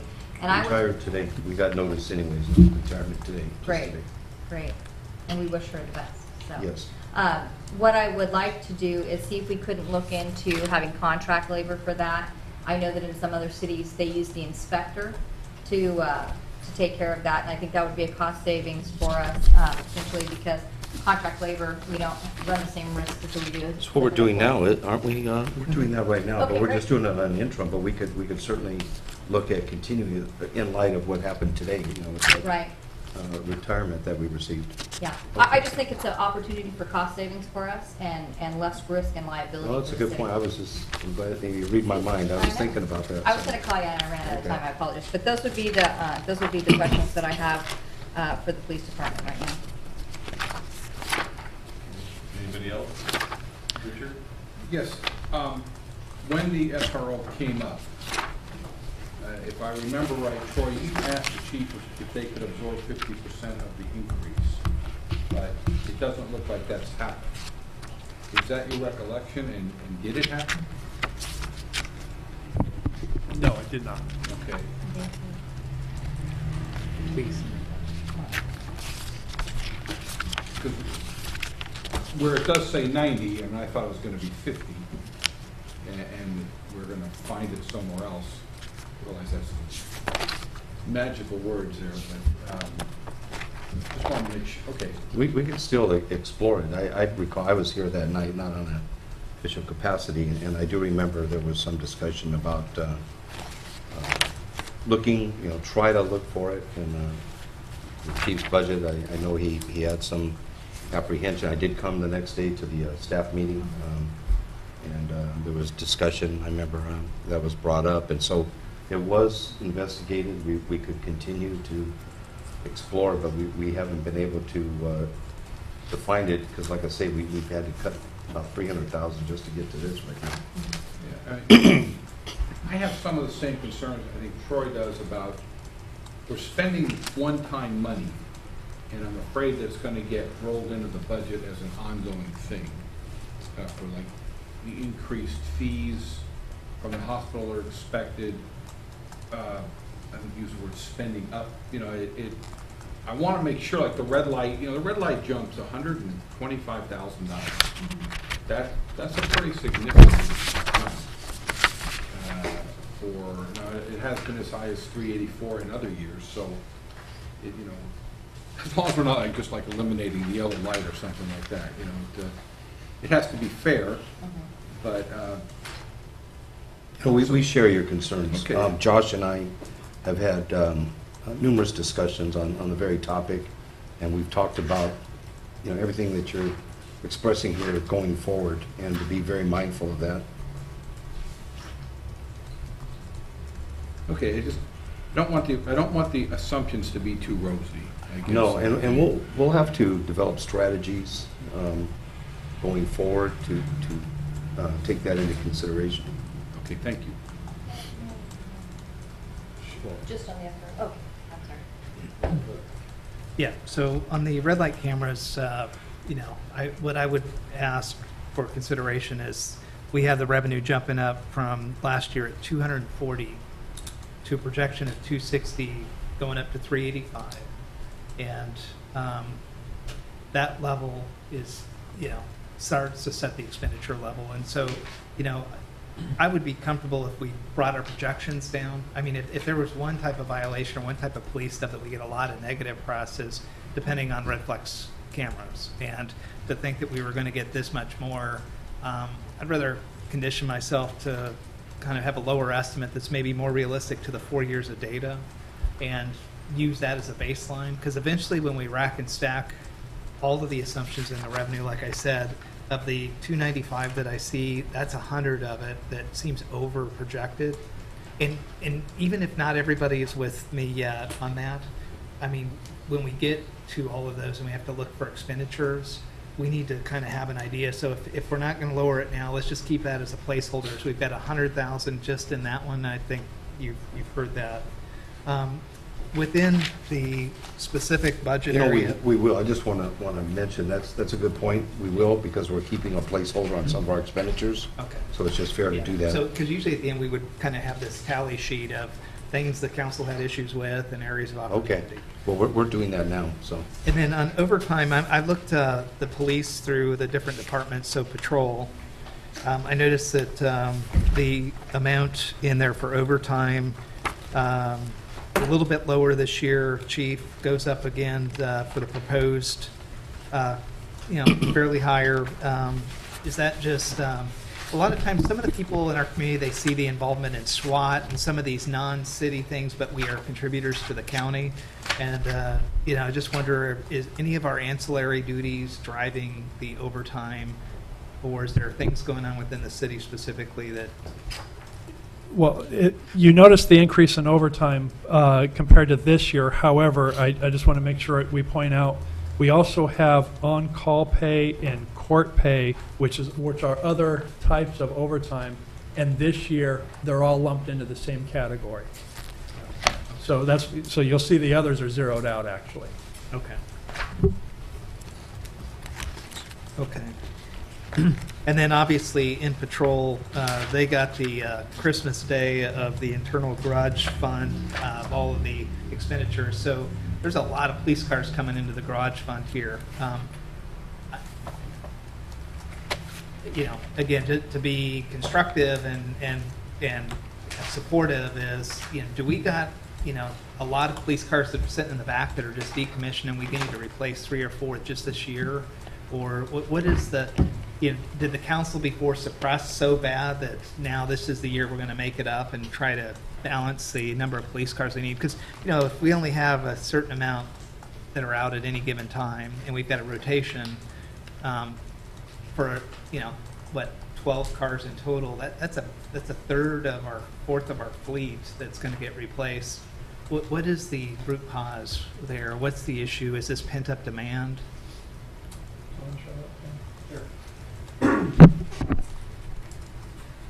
Thank you.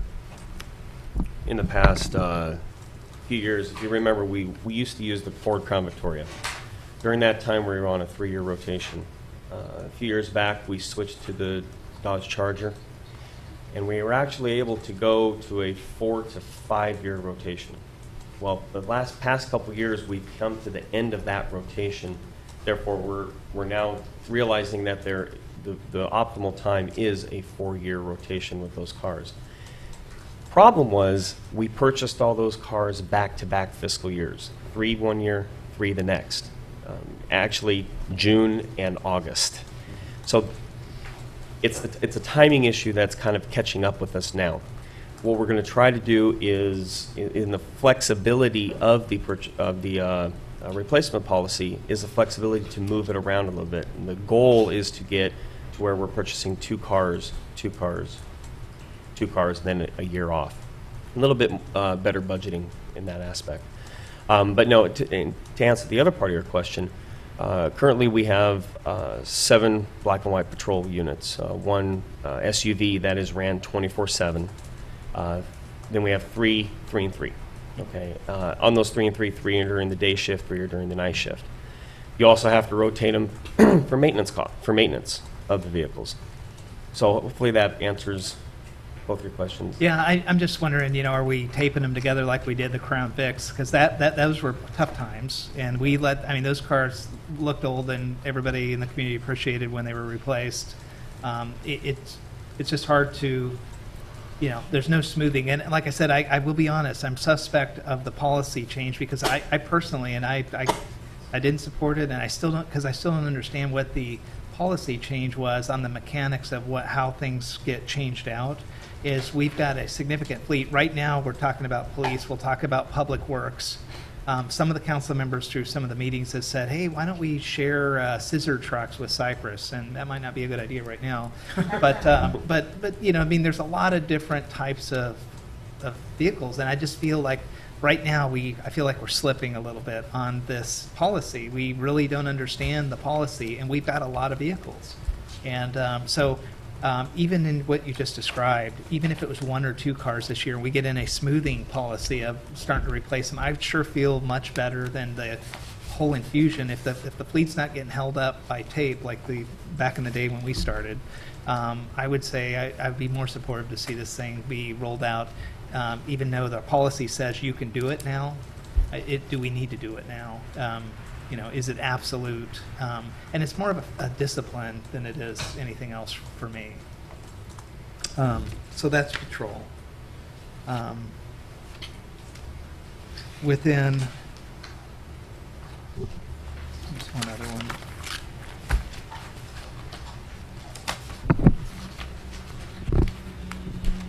And Cassie, so within the technology, communications technology, this sheet on page 55, is this, I thought I'd seen somewhere else in here, technology. This isn't the IT part, or is it? No, this is for the police department's technology.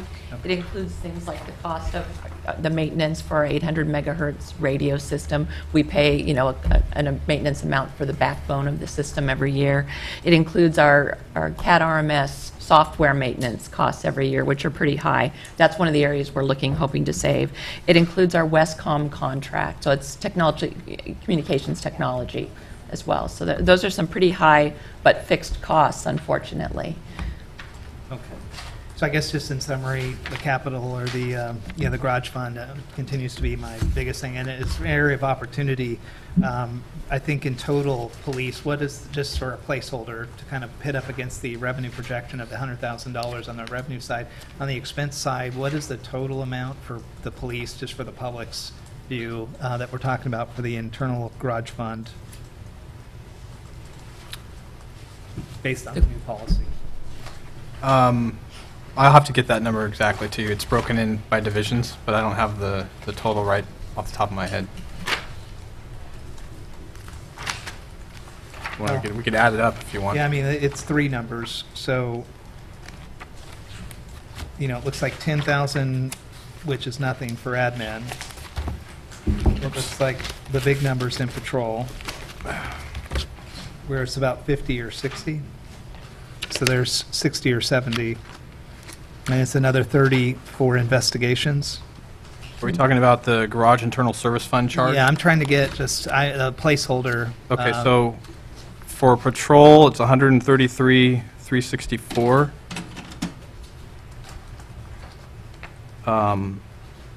Investigations, 46,677. The traffic division is 6,668. 68. So it looks like, what, about 180 grand in total, somewhere in there? Just, You got admin for 26 also. oh, okay, so there's 200,000. The SRO. Okay.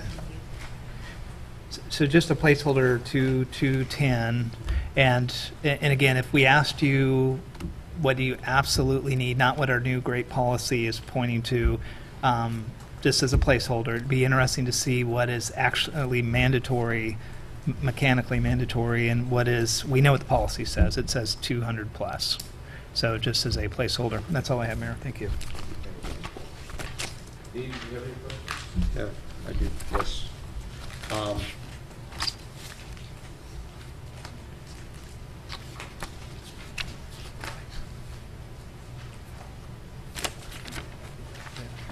I noticed the drop on the on-call court pay. You've explained that moving into the overtime.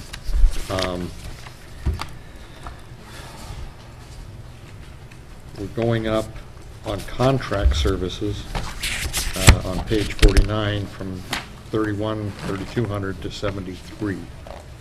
What is that? A significant portion of that is the phlebotomist that we use for blood draws. We actually have 2 different options when we make arrests involving DUIs or arrests for being under the influence of drugs when we need to collect blood as evidence. One option is we can take our arrestees to the hospital. Well, they'll draw blood for $25.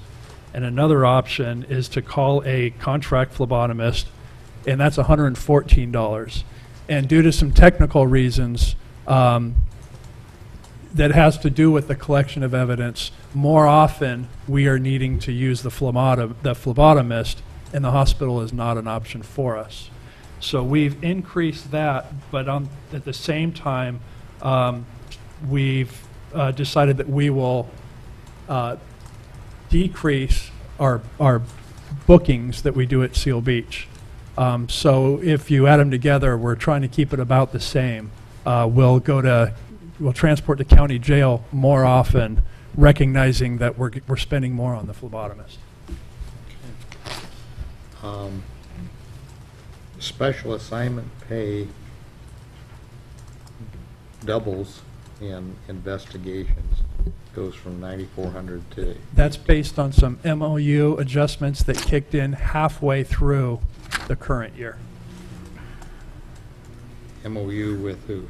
Police. With the police. With the police. Yes. Okay. Hourly increase with the records division, is that because of the COLA? No, it's not. We reclassified one of our records people from a police aide to an intern about a year ago because we were short-staffed. And in that time period, it's not a great deal of time, but she's absorbed some additional duties. And by having her in that position, we're actually caught up for the first time in a very long time. So we're getting our DOJ reports in a timely manner, and decided we should maintain that level of service based on that.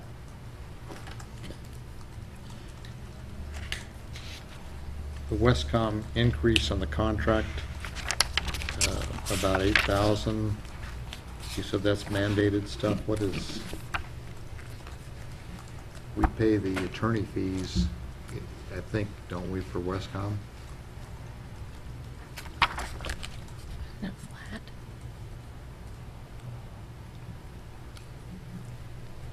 We don't actually have a hard figure for the Westcom contract yet. I know they're currently in negotiations. And we were carrying over a flatlined item, and I believe that we entered the agreed to amount from last year's contract, and they reduced it after that time for this current fiscal year. And so it's a placeholder at this point, whether or not it'll be even with the 500,000 or whether or not it's going to bump up to that other amount. That was a placeholder based on last year's negotiation. Because it was higher back in 10-11. Yes, yes. And I'm just wondering, we do provide the legal service, right, for Westcom? So do those fees then put into your budget, or do they go into the city attorney's account? I think they're in the city attorney's account. Okay, because we're looking at, under the city attorney, I think we were looking at 500.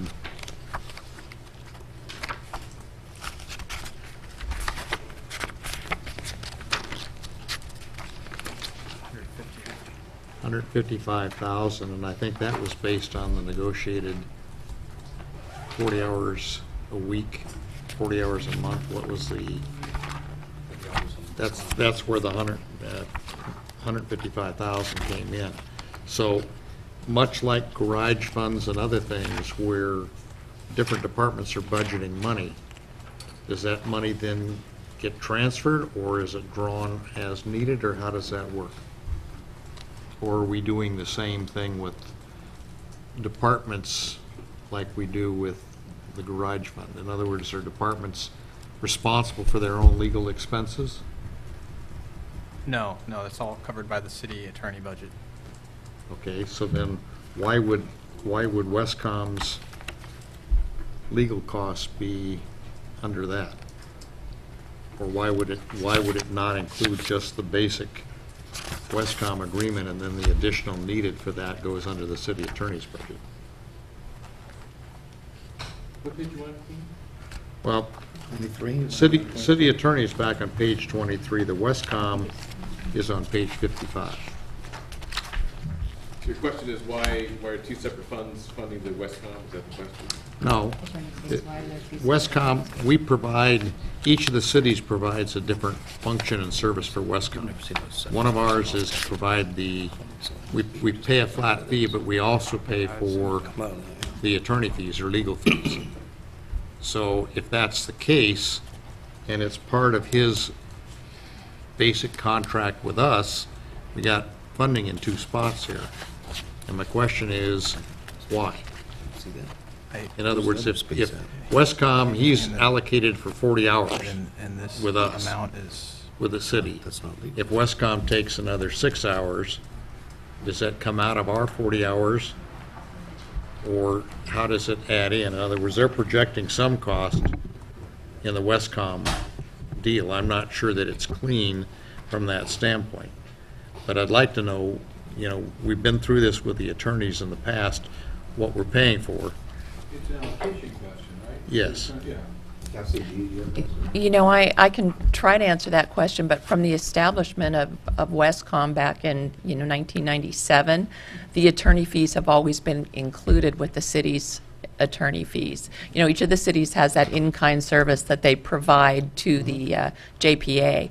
And I've never even seen a breakdown of what those costs are for Westcom. We certainly could look at doing that so that the council would know what that amount was. We could track it separately and we could include it over in that budget, but it has never been separated that way. It doesn't seem like it's that much time. It may not be, but now that we're on a flat fee basis with the attorney and then hourly thereafter, and the hourly thereafter is a significant jump from what he's built his base on. I just think it would be prudent for us to kind of keep track on where those costs are going or the time is going, so that if he goes over budget, which potentially is possible in any number of areas, we know where it is, that we can better look then at what he comes in with as far as his flat fee. Josh and I were just talking about a previous interim attorney. We haven't seen it segregated out, but we will. I think that was. We'll first thing tomorrow morning, we'll tell him from now on his bills to break that out. So then we'll have that as a ready reference.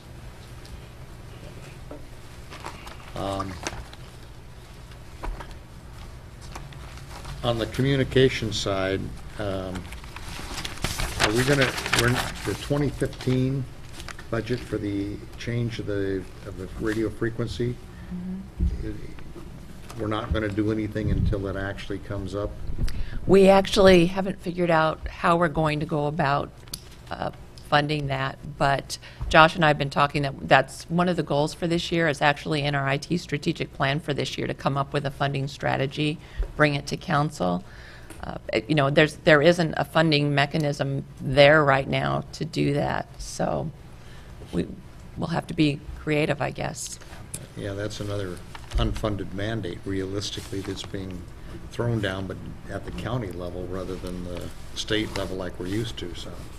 On the bright side, since they gave us the first set of figures about a year ago, this year they reduced them about 100,000. So at least there's some good news there. And we're actually hoping that they're going to reduce them a little bit further based on the fact that they estimated high rather than low, which I guess is good at this point, but it made us all panic quite a bit. The youth program. We've got salary, which I get. I'm a little not clear on holiday pay, special assignment pay, educational incentive. I understand that. Are those fees basically in thirds too? Is that part of that total package that we're doing, where we're collecting? Well, actually, it's not thirds. We're paying half, and the other two are paying a quarter. Well, I think I understand your question. That's for the SRO, and that's for 100% of the SRO, and we get the other 50 back as a revenue. Okay, all right. The way it's set up in the budget, we thought it would be easier if we put the entire cost of the position in the budget, so you could see what it costs for that. So this is all of the benefits that go with that fully funded position, and then we'll get the revenue, as the chief mentioned. It's hard for me to understand because I don't totally get the 10-hour or the 12-hour shifts versus what this one's going to be, which is a little bit different. Plus, we're really only talking 10 months rather than 12 months that position is there, so they're funding the other 2 months even though school's not in session.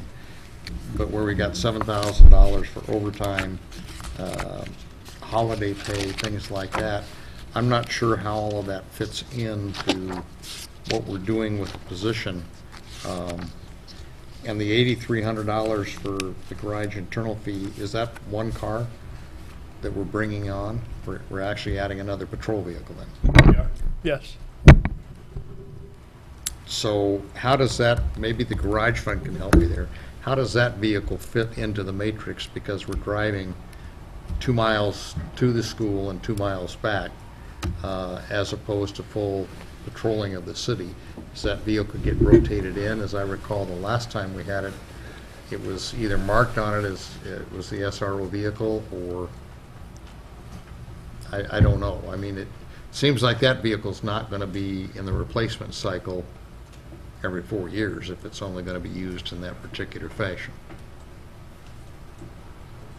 I have a question with regards to that. Yeah. Can I Yeah. just jump on? In some cities, they use that SRO to go on patrols, so they're a full-time police officer, they service the school, and then when they're not, they're in patrol. Are we not going to be doing that? We are going to be doing that, Okay. yes. And to go back to your, comment about the car, while it won't be putting on the same mileage as a patrol vehicle, it's going to be much more than just a transportation to and from the school. It does figure it's going to patrol the school areas, and the high school and the other schools in the district as well, even though we anticipate it's going to spend most of its time at the high school. As we get down to the replacement thing, And- those are some things that we'll need to... And I think we figured the replacement would be about every 5 years.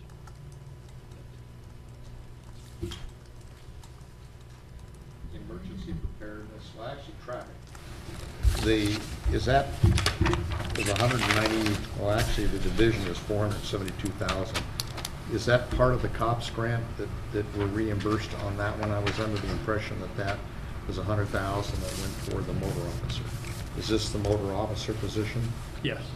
And so the 100,000 that we get from COPS, which has been pretty much routine, that'll be reimbursed. That money then gets refunded in the process of reimbursed. So we're not looking at a total of 472. We're looking less than that, 100 grand less. That's correct? Right. Right? And then under the emergency preparedness thing, this is your CERT program. Do you know how many Los Alamitos citizens have actually graduated from the CERT program? All total? Mm-hmm. Since its inception? Mm-hmm. I don't know. I really don't know. I did. I'll tell you how many are enrolled in this class. Yeah. How many is in this class? 7. 7? How many It's starting classes? to Really pick good up. number for us. Yeah, it's starting to pick up. That's what I don't recall us having large numbers in the classes from that standpoint. And we don't know how many are still active from the original group. I'm sure I can get that number, but I don't know myself right now. Well, in all fairness, just as someone who used to be on that list, I never receive anything. So I think that that's something we could address also, is if people have fallen off the list. And I've actually responded to fire, and I've responded to something else, and it's been called a couple of times, and then it was canceled. But I no longer receive any of those emails, so it's interesting. Now, that's it for police, thank you. Okay, so, You want one more one? Yes, or what was your question? Actually, Dean was Okay, my okay. sister. All right, so I just have one question on page 49, and I know that we kind of talked about this off and on, but on my code 5121, the overtime for Wings, Wheels, Rotors. I would like to see us to zero that out and expect the chamber to pick up their cost on that one like we would charge any other entity. So I know this was been put in place a couple years ago, but I know you would typically bring a report to the council and basically make a request, right, to incur the overtime expense at the city's cost. But I think at these times, there's another $5,000 that we can preserve. So because the council, I'd like to see us to zero that out. What the costs are, they still will be required. You'll still be needing to provide service, but it'll be something we'll look to the chamber to pick up their tab on that one. And I had a discussion with the chair of the chamber, kind of explaining my perspective. So. Can we talk about that for a minute? Sure. I don't disagree with your comments. What I do believe, however, is that we don't have a clean policy on what we do when it relates to special events and what we provide. As an example, having chaired that event for 4 years, originally the city was going to charge us for the police, and the fee came in rather high. We switched the program, and it's still in place today, where we bring police vehicles, allow them onto the field at no cost to display command posts and SWAT vehicles and things like that, and it gives us a greater presence on the event itself of police. The base is patrolled by military police. They have those folks there. If something happens on the base right now that's of a criminal nature, the city responds in and handles the law enforcement aspect of it while the military police maintains the day-to-day stuff. My discussions with the PD is they feel they need to be there, even though we have adequate numbers of law enforcement officers on the field. So realistically, deploying officers onto the field really becomes a policy thing, much like the 4th of July. And we absorb those costs on the 4th of July, the same thing with race on the base.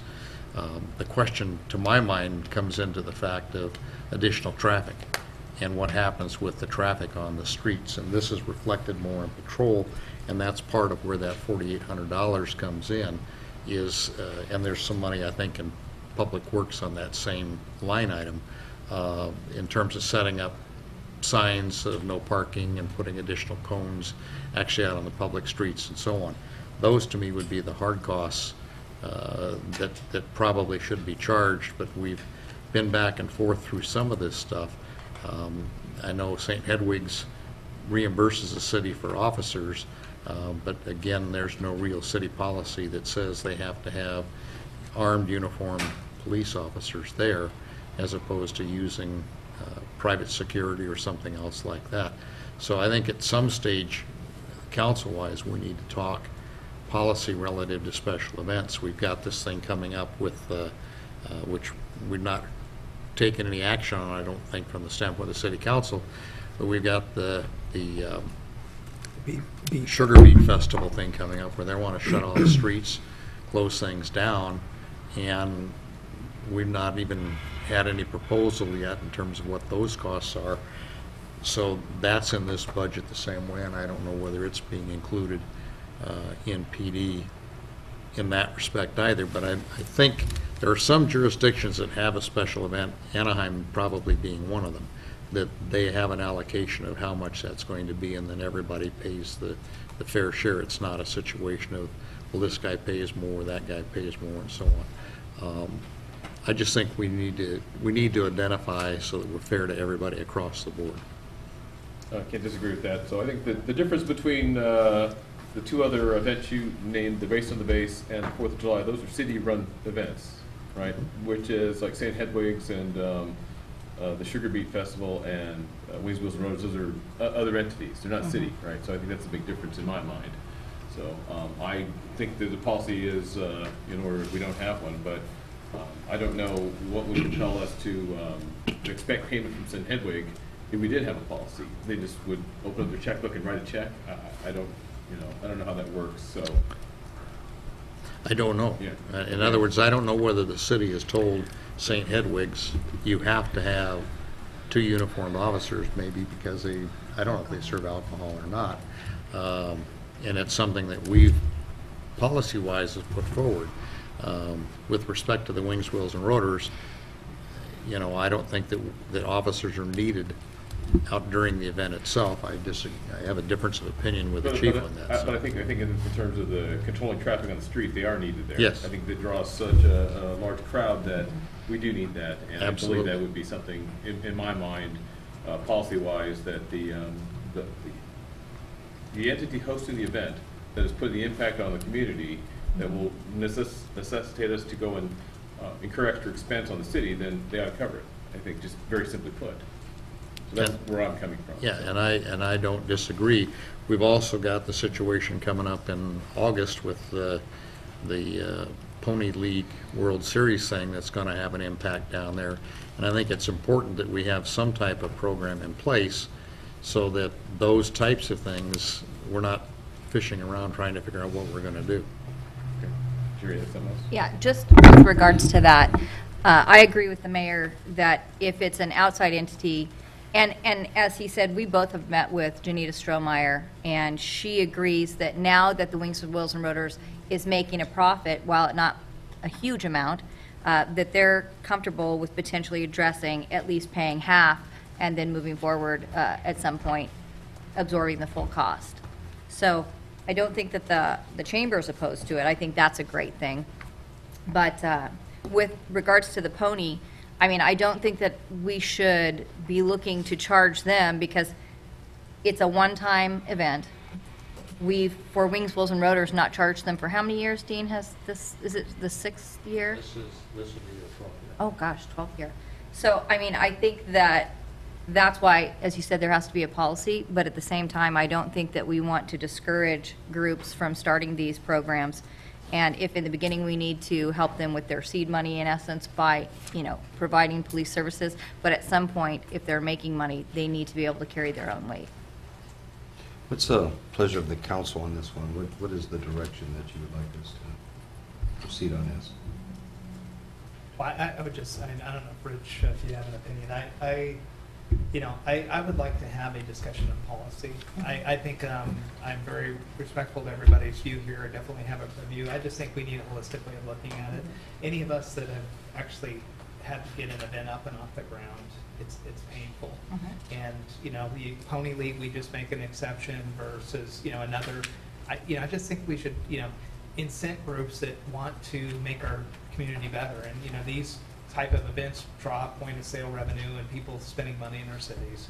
But that's just my opinion. And I would just like to have a policy discussion. I think that having it in the budget is something, maybe this is one of the last of the 5 items that gets left and we have a policy discussion on what, then we just let the vote carry it, either way.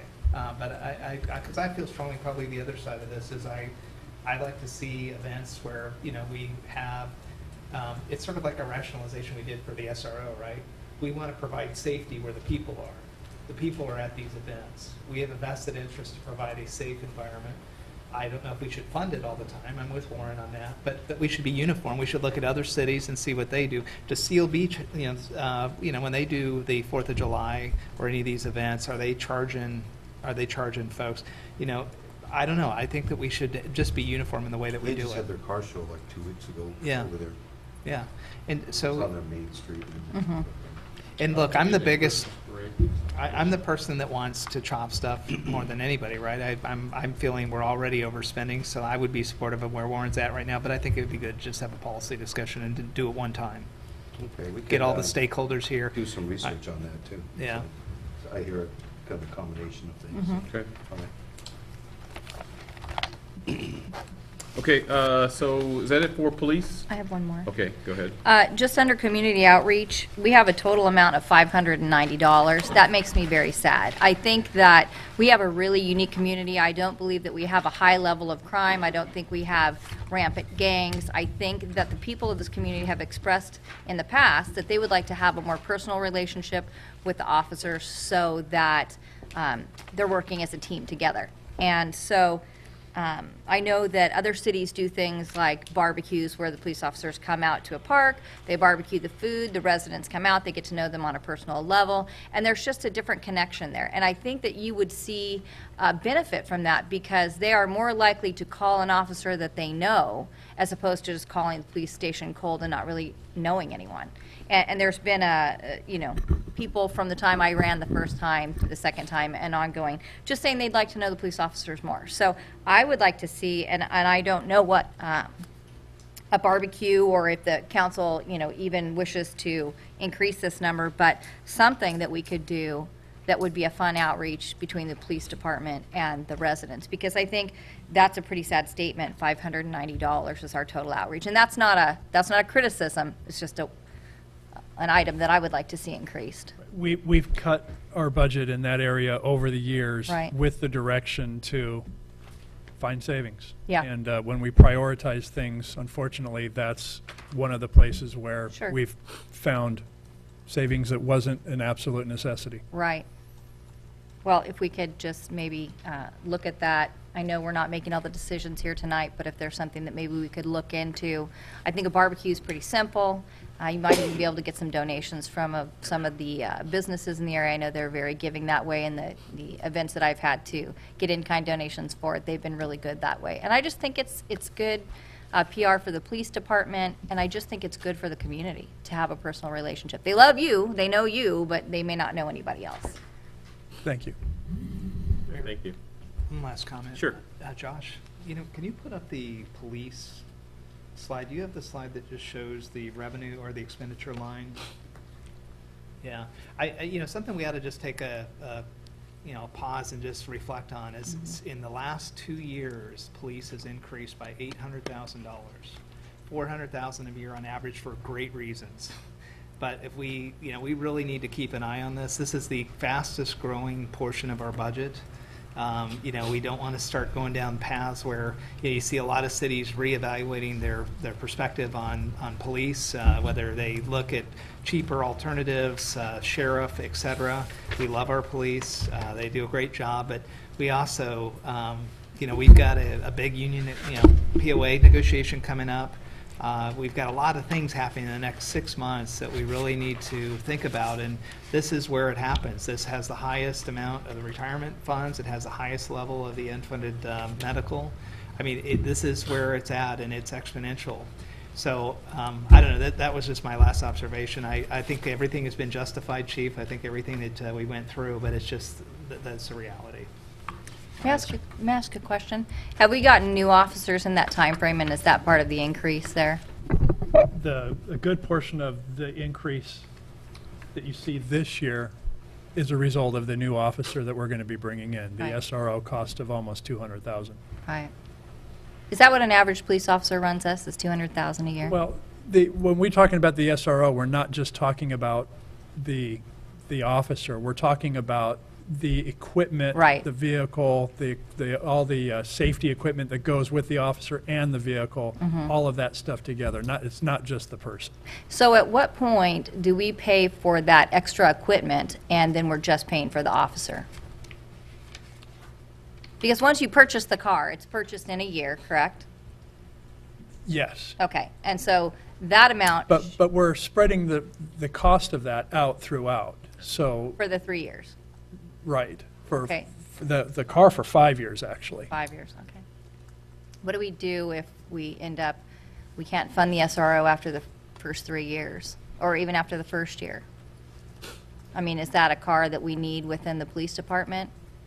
I don't know. Well, the agreement that we're still working with the MOUs with the district Right. and the city of Seal Beach. But the idea is we're going to get a commitment from them for at least a few years. 3 years, yeah, that's what I thought. Okay, I'm just asking questions. All right, thank you. So let's move on to Public Works. I think that's the next item up. So open up for questions. Public Works, on your notes, who had any? Richard, you want to start? Do you have any that you recall? Okay. I don't have any for Public Works. Troy? Yeah, can we just, so we're bookkeeping the garage fund. So we've identified, go back to the police, let's just say 200,000 to keep it easy. Let's just say the SRO amount of, $25,000 to $30,000 for a car is one area of opportunity. If we look at Public Works, that's the next area where we actually have a vehicle cost. What's the total amount of Public Works garage fund?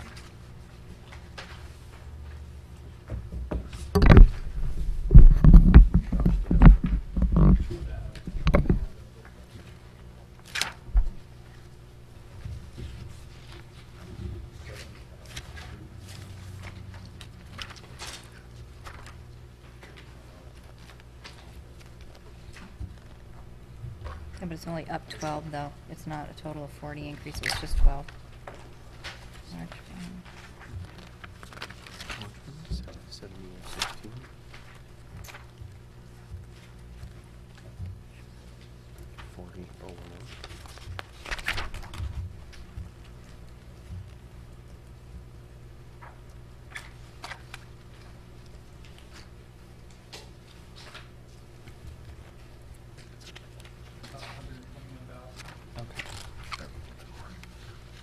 And I know, Josh, I asked the question before, but the money we have in the bank today before we started this super fund for, what was the amount? And I don't think you have it, but I think we rationalized it. It started at 330, we've spent a big amount. So all we're really talking about, this is new incremental money, so the 121, right? Yeah, 121. Yeah, the new expenses. Okay. So if you were to profile the 121,000, what is our new vehicles we're getting in that by? No, the 121 is maintenance. In operation. Operations and vehicle Okay, parts. so of that, how much is the replacement amount? Replacement, I'm gonna have to get back to you on that one. I'm guessing percentage-wise, it's probably, I don't know, guess. Get back to you on that. Okay. Yeah, I think it's about 70, but if, that, I just want to keep the placeholders, so it looks like it's about 70 of the 120. And if we end up kind of looking at areas of opportunity, let's just keep that out as an area. That's all I have. Mayor? Yes, Jerry. I have a question, and maybe you can clarify for me. I'm sure you did it in the slides, but on page 65, line item under department summary by expense type, maintenance and operations, it looks like it's up 115,000. Will you break that down for me again? Down at the bottom under maintenance and operation, Sure. it looks like it's up 115,000 Page? on page 65. Did I add that wrong? 65. Page 65 in your book. So maintenance and operations is going to include the Coyote Creek Park funding Park, and okay. also the internal service fund charge. And Which What do you break this down? Park is how much? I'm sorry. park is approximately 35,000. 35,000. And then on the math we just did, it was about 121,000 for the garage fund. Oh, this is the garage fund, okay. Yeah. The park's only half a year, correct? Yes. Right. So full year would be about 70. Yes. Okay. And then I'll bring forward an idea just for the council's consideration. We're going through a potential fee increase for the fields for our user groups, and a lot of things are being looked at right now. And I've talked to a couple of stakeholders in those groups, and one of the things that they're concerned about is, there's a significant increase that's being discussed, and their concern is that, and this is not anything towards Public Works, but that they would like to have a guarantee that the fields are going to be maintained at the level that their contribution would demand. And I think McCullough is beautiful, but there are some issues over there, Tony, and I know that you know them from over the years. And what they're asking is, and this was my idea, so you can kick me later, if we're going to be asking these people to pay that much more for the fields, and we need to keep them maintained at a quality that they feel justifies their input, could we have someone in Public Works be trained above and beyond what they are now, or could we get some contract labor to come in and help us with that? so that we can get a program set up for the maintenance of those fields. If it's not something we feel we can do on our own, either pick out someone in Public Works and have extra training for them, or have a contract laborer come in, educate you to the level that you feel you need, and then we can get rid of that contract labor once staff's been brought up to speed. Currently, we do have the talent in the department. Okay. Our landscaping foreman, Gary Saldivar, is fully trained from McAuliffe. It's been a funding for supplies issue for the most part for the last few years. We've started cutting that down, Stephen, I believe from 2 years ago it was at 40,000. We're at 10,000 a year now. Yeah.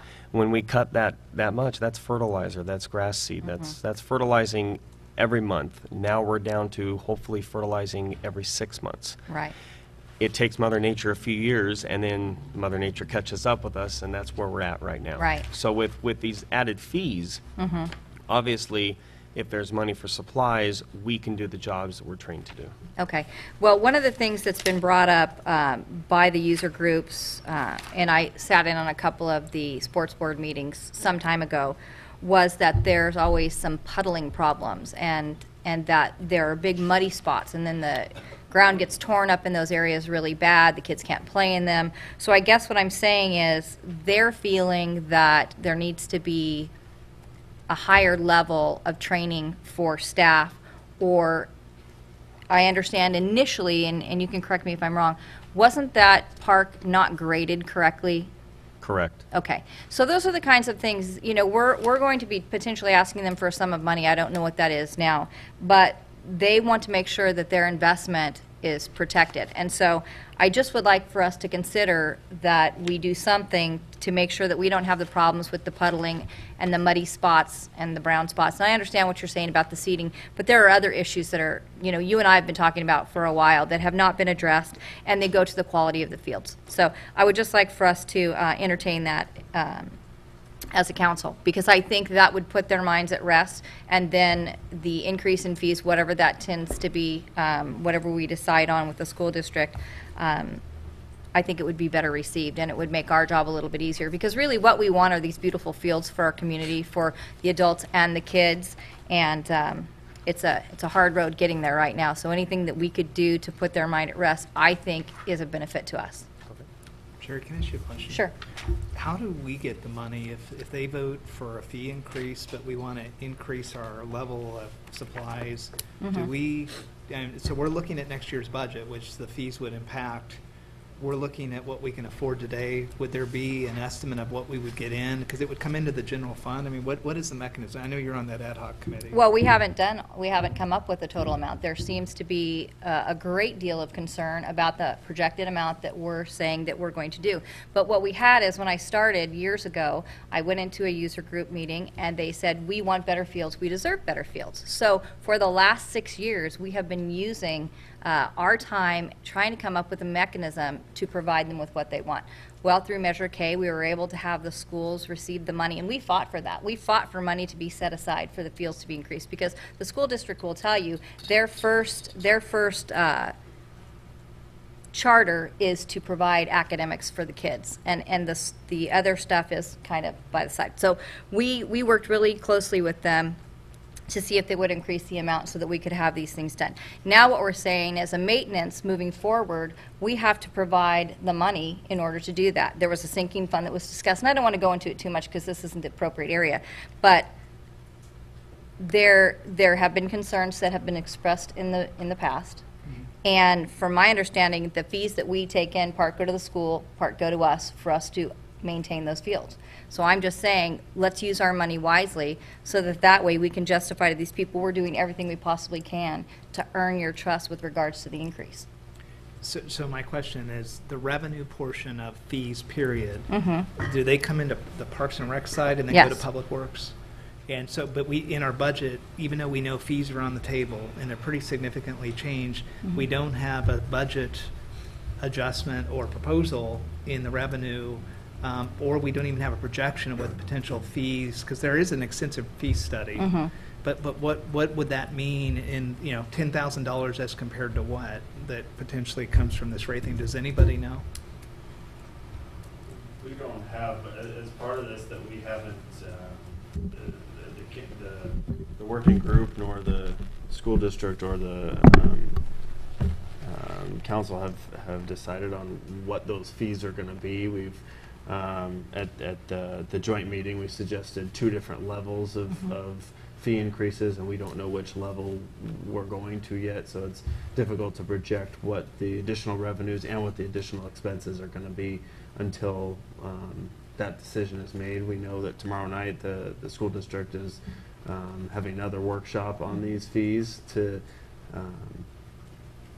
and they're making a decision 2 weeks after that on the 21st. So we should know more, at least what the school district is recommending, at which time we'll bring that forward to the council to ultimately make a decision on agreeing with the school board. So at that time, we can go back and include that both on the expenditure and revenue side based on their recommendations. Councilmember Meehan brings up a great point. Is one side she comes in and says there's a stakeholder group that's concerned about our expertise.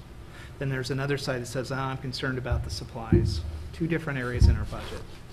But the money comes into Parks and Rec. Does our policies mandate which direction that money goes? Do we have to provide further guidance? If Jerry really wants experts and we can't afford them, or if one of us wants more supplies, how does the money get divvied up once the fees are approved? And if we don't know the answer to that, because I know when we get to Parks and Rec, please show me where the revenue side comes in.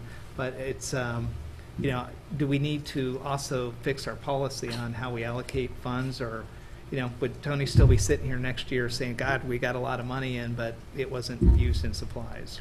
The revenue, the way the budget is structured is the revenue would come into the Parks and Recreation, the Recreation Community Services Department on the revenue side. We don't have any, if we have any expenditures, they're very, very minute. So I would go back and tell Tony, hey, look, you know, based on this new fee structure, there's a higher level of field maintenance to the tune of, you know, hypothetically $15,000 a year that will be coming in.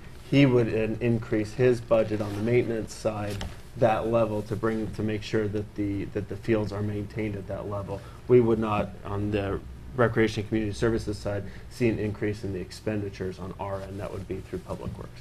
Okay, thank you. And if you could, they've talked about a sinking fund too moving forward. That's the majority, I'm sure you know, I'm sure you've heard. And some of that money would also, as Corey and I were talking earlier, would go towards the maintenance. Is that not correct? No, the capital improvement fund would be set aside. That would be for capital projects at the field. So, you know, want to say you want to totally rehab McAuliffe, Right. Regrade, put in proper drainage, whatever the case may be. You know, $1 million or $2 million project. That's where that capital improvement fund would come out of, and whether that goes towards Public Works or that would be a CIP. Account that wouldn't, as far as I know, the money wouldn't go into their department. It would be part of the capital improvement. But it's used for the maintenance or the improvements of the fields, correct? Not the ongoing maintenance. No, but the improvement. But the capital maintenance. Okay, yes. thanks, Corey. Any other questions? Public Works? Okay, next item is, I do have a couple of them. okay. Just to be consistent on page 71, you've got a placeholder in there for wheels and motors. And I think your part of that has really been more setting up the barricades and the cones and things like that. It has increased over the past few years. It's about a 12-hour day for our guys currently right now. And it's setting that up. It's traffic control outside, traffic control inside. It's trash detail throughout the entire day and cleanup at the end. Are you going to follow the same policy to say that's zeroed out and then build back based on what they need, or are you going to allow them to? I think let's just leave it there. We're going to have a policy discussion on it. I think that's really where we're going with this. So same you know, arguments. And I have one other question on 71. We've not had this allocation previously, but there's contractual services for $35,000. What are you anticipating there? That's the funding placeholder for the Pad Creek. Okay, that's Coyote Creek maintenance.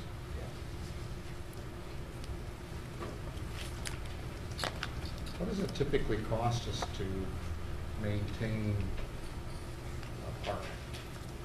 Not Laurel necessarily, because it's a big significant difference. I don't have that information currently, but I can provide a cost per acre for you. Understanding that this part comes with its own standards of maintenance manual developed by the architect for us to follow. Yes. Because while these seedlings are in their youth, it's going to take a little more extra time the first couple of years to get it going. So this won't be a turf park. This won't be a mowed park. This will be a little special. We're taking a risk here at 35. I think we're safe.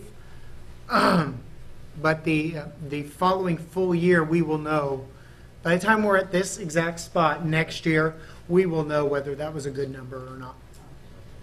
None of that amount is part of the 1.4 million in the grant? Correct. Once they turn it over to us, that grant is done with. And once they turn it over, the contractor lets go or releases the project, it becomes Tony's staff's maintenance obligation through contract.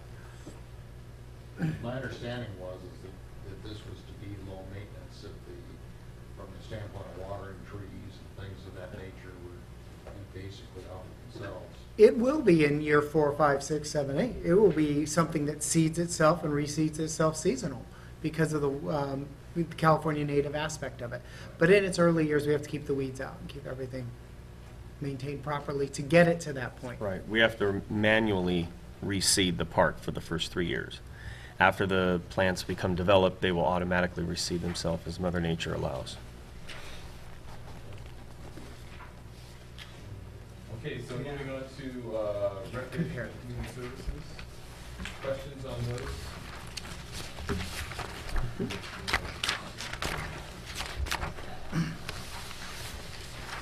I'd just like to make a statement. I think a page and a half of accomplishments is pretty significant, particularly since a lot of it is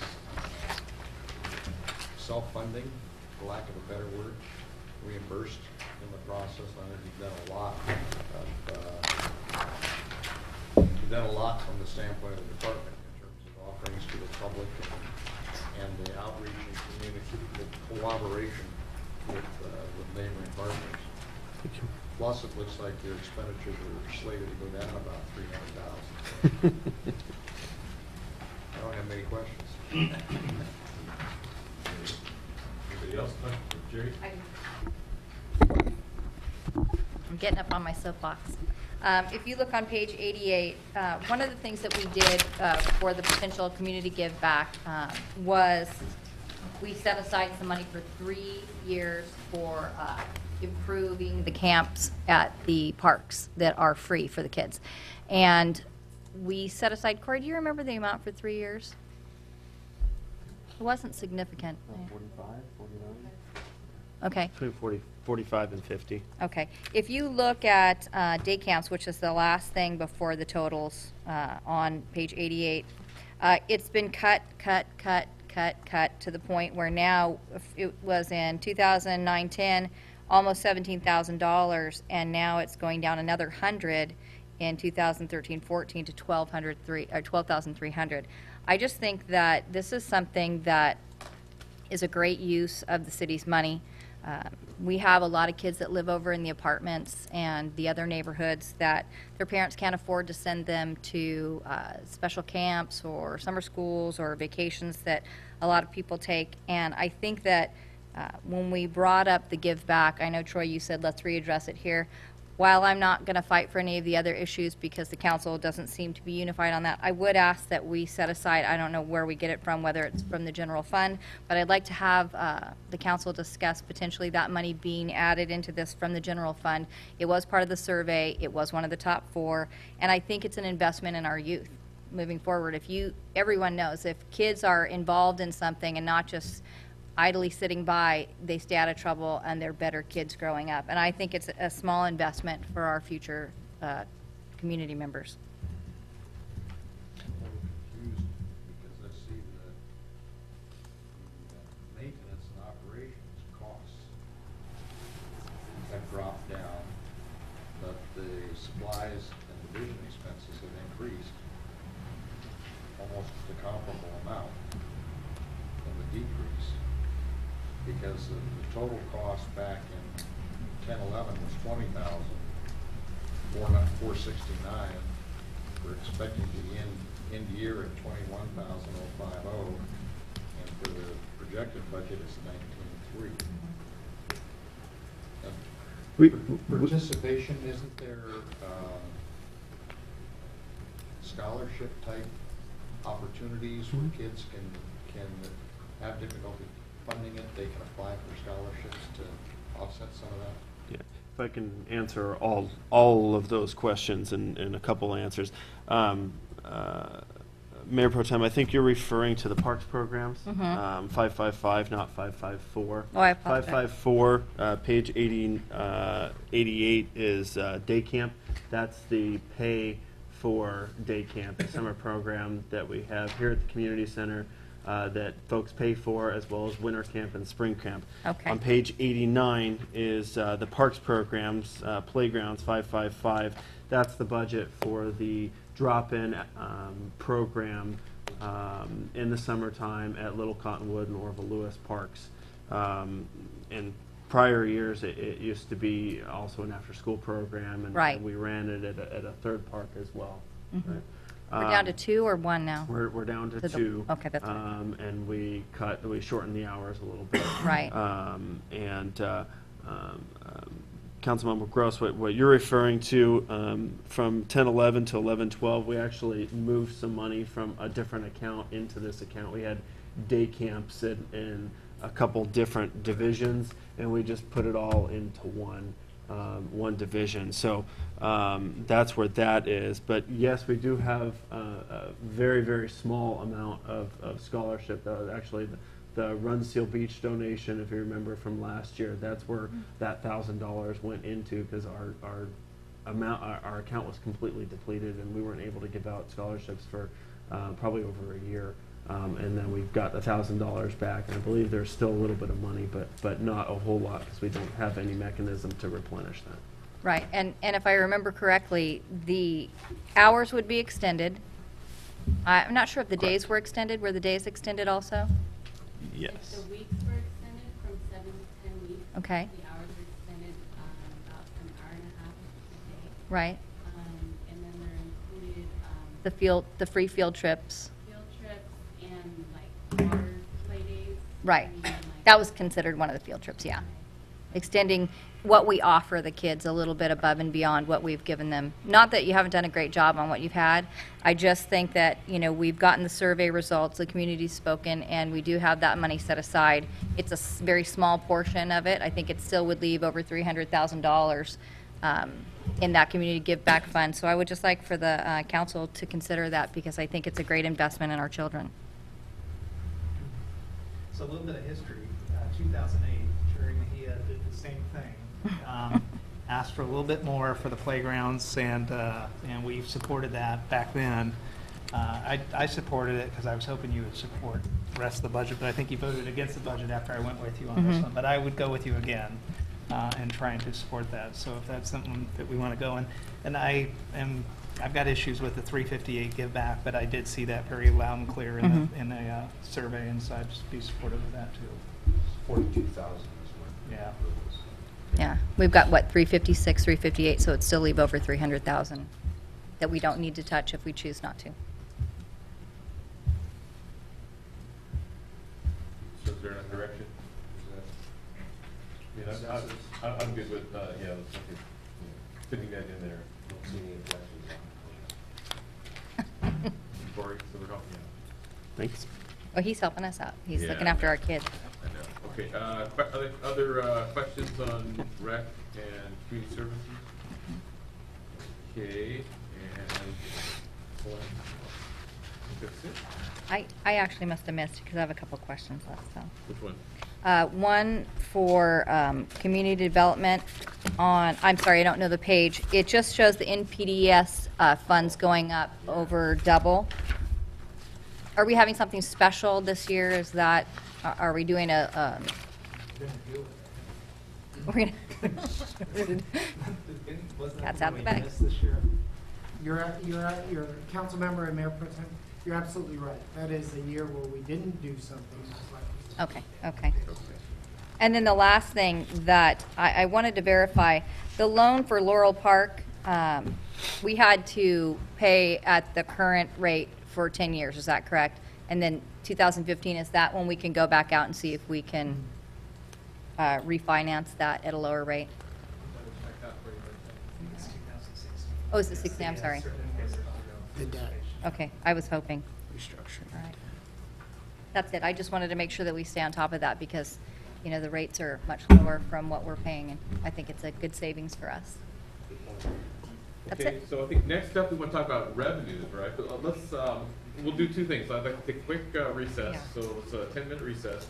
And then we'll do oral communications when we come back so I don't forget that part. So if anybody, member of the public wants to do that real quick.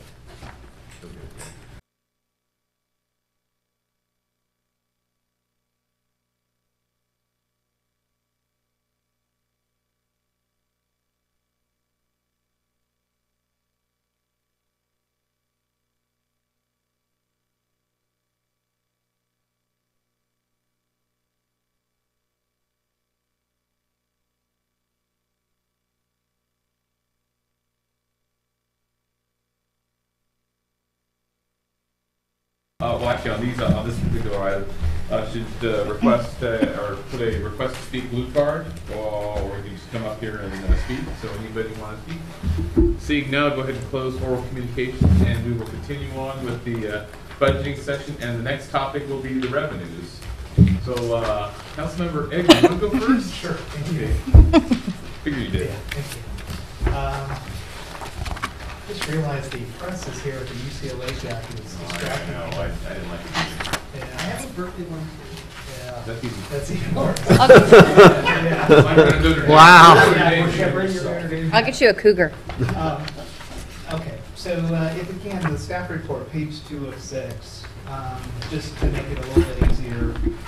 I just want to go down really quickly and set the table, and then we can just kind of go from there. This is a chart that depicts the sources of revenue. And so it starts out at the highest level, property taxes through. I just basically, if you go through property tax and you see kind of where we're trending, to me, it seems like we potentially are estimating at $120,000. You know, I'll just tell you historically, being in the city and watching this as one source of revenue, it never seemed to go up and down that fast. And most of the people in my neighborhood, a lot of us put in evaluations back when you had to get your house reappraised when everything was falling. And now I think you're going to get really good at kind of going back the other way. But that just seems like, don't get me wrong, I'd like to be able to hope that the property tax and everything goes up that fast. But even if all the houses and all the backlog were to sell, which is happening, would we really be able to recognize that significant of a jump from really 2.8 million to 3 million, or $120,000? And if we are, that's good, but we're betting on it because we're spending up to it. So that was one area, property tax. And just like I said, I'm going to go through them really quick, and then maybe, Josh, if you could just kind of go back and as a response. The transient occupancy tax, jumping from 87 to 103. We've got 2 hotels. You know, we watched the number kind of lag in there. Again, I'm just not sure unless they're expecting big rate increases because it's a % of the rate. Maybe you know more than we do at this point. I just wasn't sure. And the utilization or the capacity seems to be fairly fixed. Franchise fees, we show that going up potentially 25,000. And when you get into the details, we should probably go into that schedule, specifically some of the assumptions there on the franchise fees. I just had a question on license and permits, an additional 70,000. And again, a big portion of that is on business licenses, I think. Well, if I could respond, Sure. That's really the hospital building and parking structure. So that's the reimbursable portion? Okay. The business license falls under the taxes category. Okay. Okay. And then the fines and forfeitures, we talked about that. That's the 100,000 from earlier on the Red Flex cameras. And then lastly, the investment earnings. The city council made a policy change about mid last year where we allowed the treasurer, you will, I think, Josh, have that designation, to get out of the LAFA investment funds, which is at less than, I don't know, 1/4% or maybe even 1/10%, to actually get into liquid, and I won't call it risky, but investment tools such as mutual fund type things. And so, we're here. Think about this: out of the $11 million or $10 million that switches hands, that kind of stays our stable amount that we keep investing. We're saying we're going to make 10 grand. So I really struggle with that assumption. I don't think we're reaching hard enough or high enough.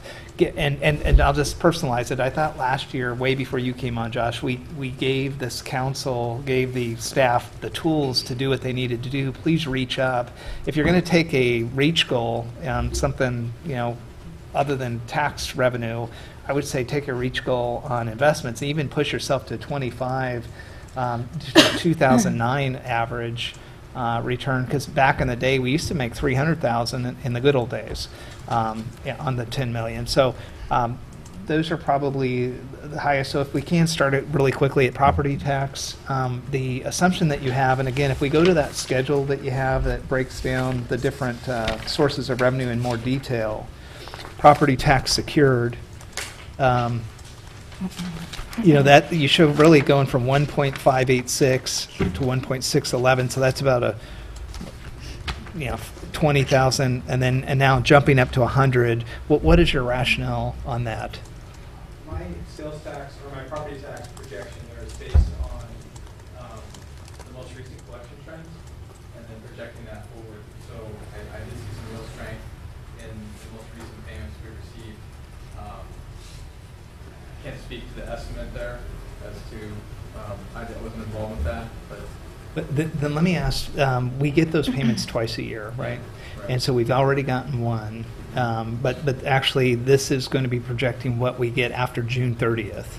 So we'll get the June 10th or whatever, the spring, payment. Does that come into the first part of the fiscal year through the summer, or we wait until December?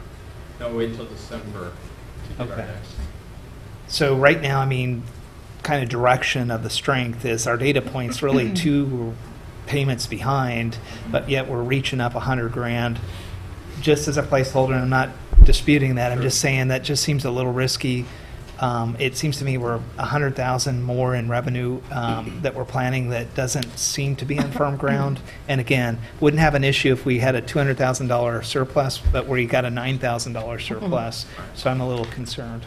We'll revisit that. Okay. And then let's go back down to the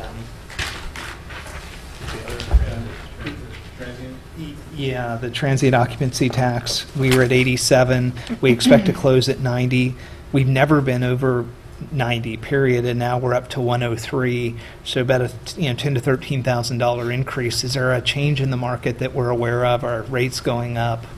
Again, we can revisit that again, but I was looking at the trends, the quarterly trends, and it does indicate we'll be at that level. The smaller hotel in town has really improved as far as their occupancy rates, and the other one is also doing well. So, but I'll definitely take a second look at that. Yeah. Well, they've done a lot of refurbishing on the one on LaSalle Boulevard. It's a lot nicer looking now. It's nice. Okay. And then on the utility users tax, specifically on the telephone, obviously the TUT, as we called it, and Measure DD, we show that going 581, so this year is really the end of last year, and then we show an actually decrease by 20,000 to 600, but still, do we feel comfortable with that? Is there really data? Because we actually get these types of fees monthly, I think, don't we? This.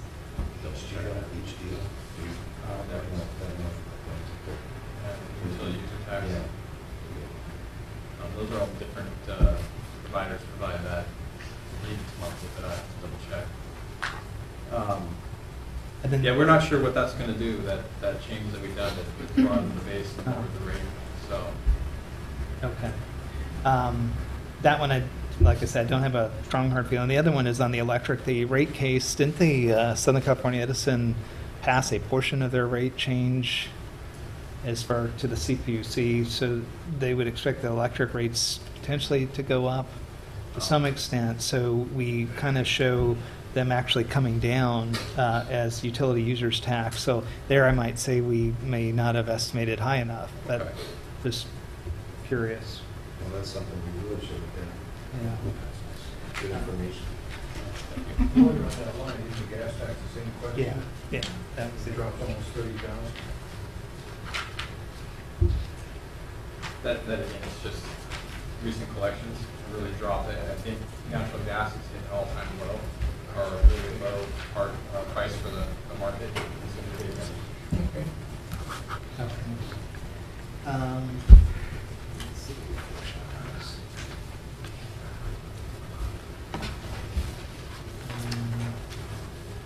Franchise fees, I guess television, we're expecting a spike there. Yeah, cable's doing really well. Okay. Yeah. So again, these are just up trends. Yeah, you can see the trend, it's the growth there, 128 to 150 in the last 3 years we have actuals. Well, one of the other providers cut certain channels that were really popular, and I think that's why you might be seeing it. I'm focusing on that. Okay. And then fines and forfeitures. You just go there real quick.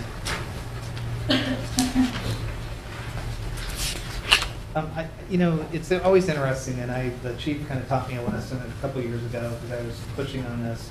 Moving violations, are people just not speeding as much? I mean, I noticed that 93, one side we're seeing red flags is shooting through the roof, and it's increasing, and those are moving violations of a photograph type. And then on the other side, on the on our traffic folks, we just show a decrease. So I'm just curious. It's a 10 grand swing. So anything interesting that trend that's trending towards less moving violations? He's handing out more business cards. Gas costs. You're handing out more business cards. This is my friend. Did you say the amount we're getting from the course is lower than? Yeah. We're not, it doesn't seem like we're getting as much from the courts, the per citation.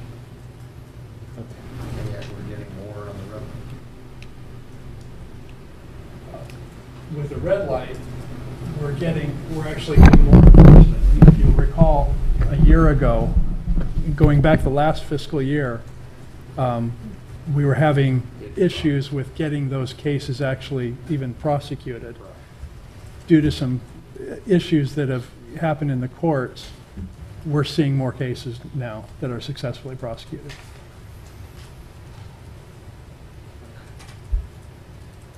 So I guess, like I said, of the 295, I think if I took out some of, like the license fees was the hospital, so that was 70. So it just seems okay. Possibly we're at 200, Josh, and fees that are a little bit high.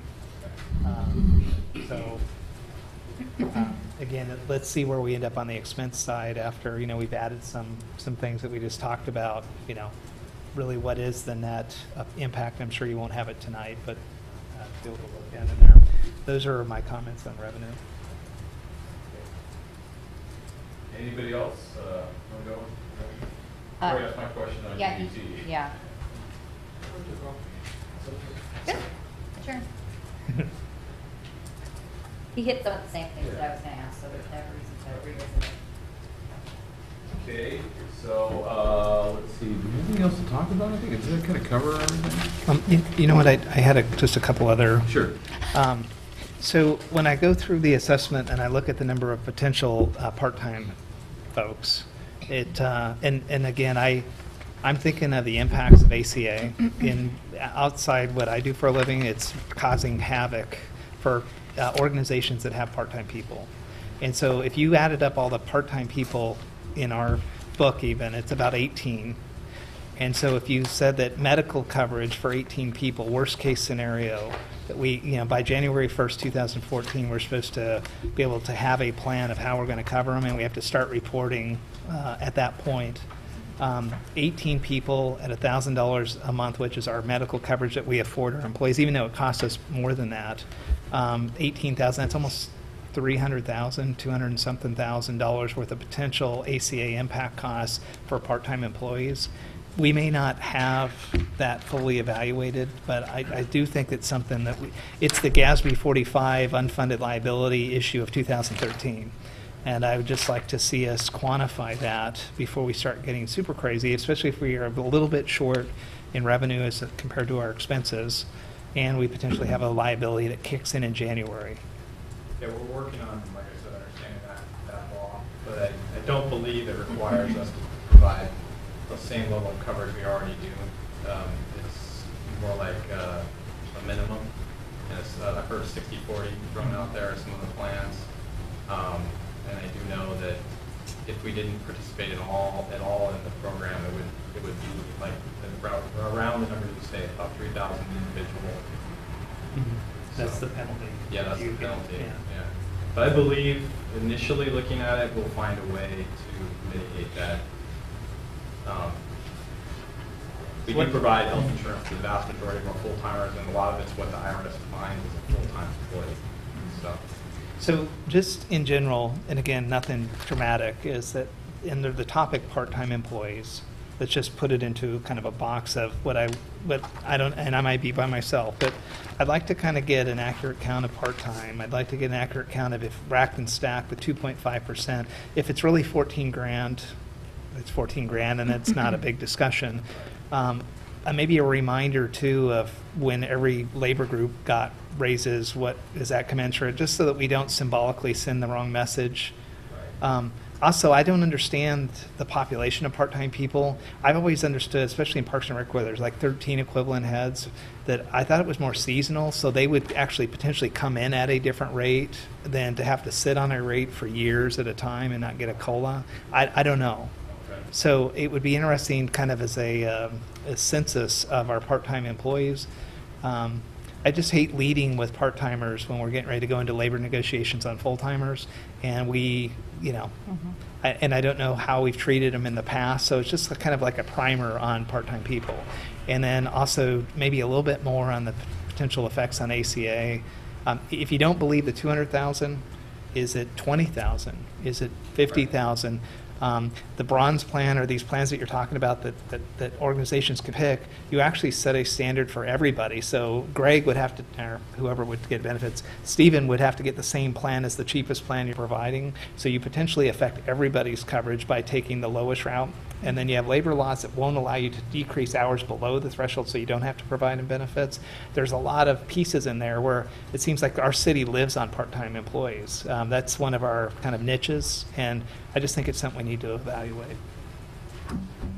I'm very interested in the discussion on fund balance, but I think from a discussion at break, I think we're probably talking about that in a different session, and they serve as special funds, so I'll save those questions for another night. Okay, anybody else? I did have one, and it may be fund balance, where we had set aside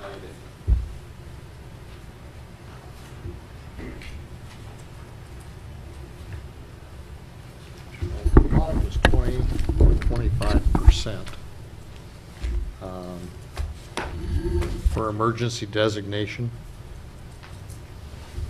And right now it's showing at 2.3 million. And that's not had any type of an increase or escalation at all.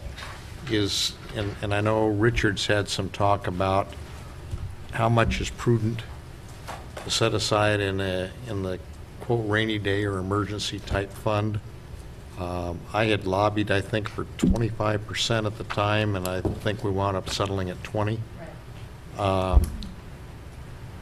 If that's going to be part of what we're talking about, Greg, in the next meeting on those fund balances, we really ought to look at, I think, look at that as well, because rates haven't changed. Are we still safe with that number at a 20%, or should we be looking at a 25 or 30%? I think, Richard, correct me if I'm wrong, you were saying that was only roughly 2 months Yes. worth of worth of operational expense, and was that sufficient to cover?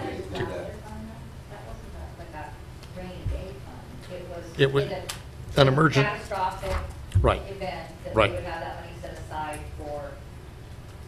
Yeah, if the big one hit, as an example, what's there, but I don't see that changing price-wise. I think it stayed flat the whole way through, yet the total balance on the funds has gone up and down.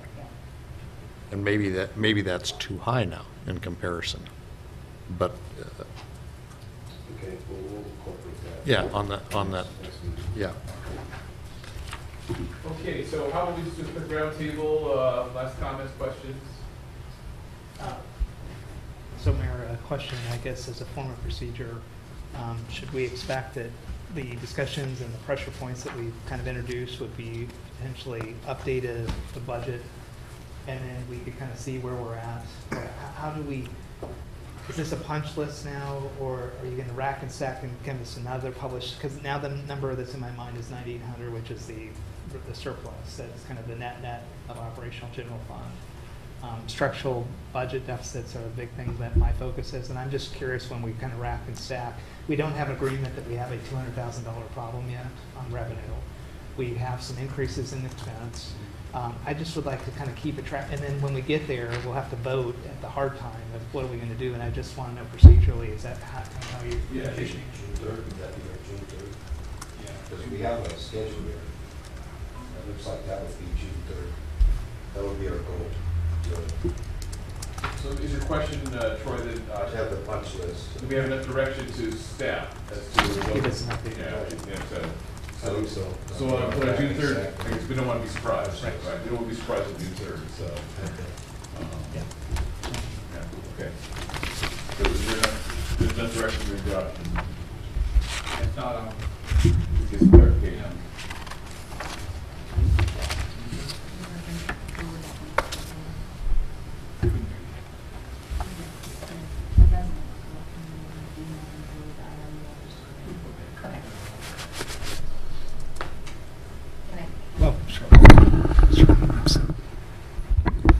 I received a call from a resident from Richard's neighborhood, which is Rossmore Highlands, and she made a request that the council address Orville Lewis Park as potentially just a couple of hours a day, giving the residents there an ordinance that would allow their dogs to run as they would at a dog park, not have collars on. I know that happens at some parks anyways, but these people wanted to abide by the rules, and so they'd asked for us to potentially address that at our next meeting. If not, some of them are going to come forward and express their interest. I told them they can get a lot further, with residents making the request. But I'd like to work with staff on that, because there's some ideas that I've already come up with and some reservations that I have that I'm sure that there are standards from other cities that have these. I've had experience in that. My last city, we did that. Right.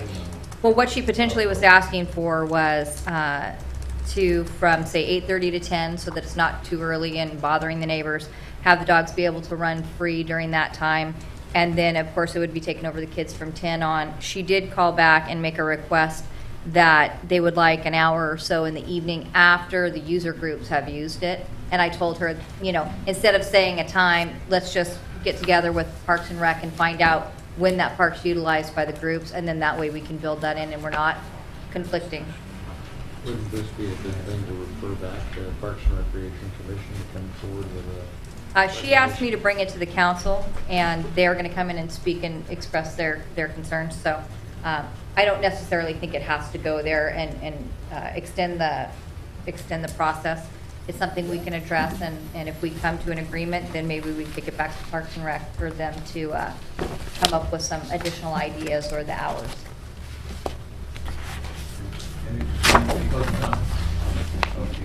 Yeah, I just want to point out that, on the front page, we've got in the end, we have an unassigned fund balance of $3.266. And when you offset that against our pension liability, which is about $2.7 million. We're left with about $500,000 in unspoken for reserve.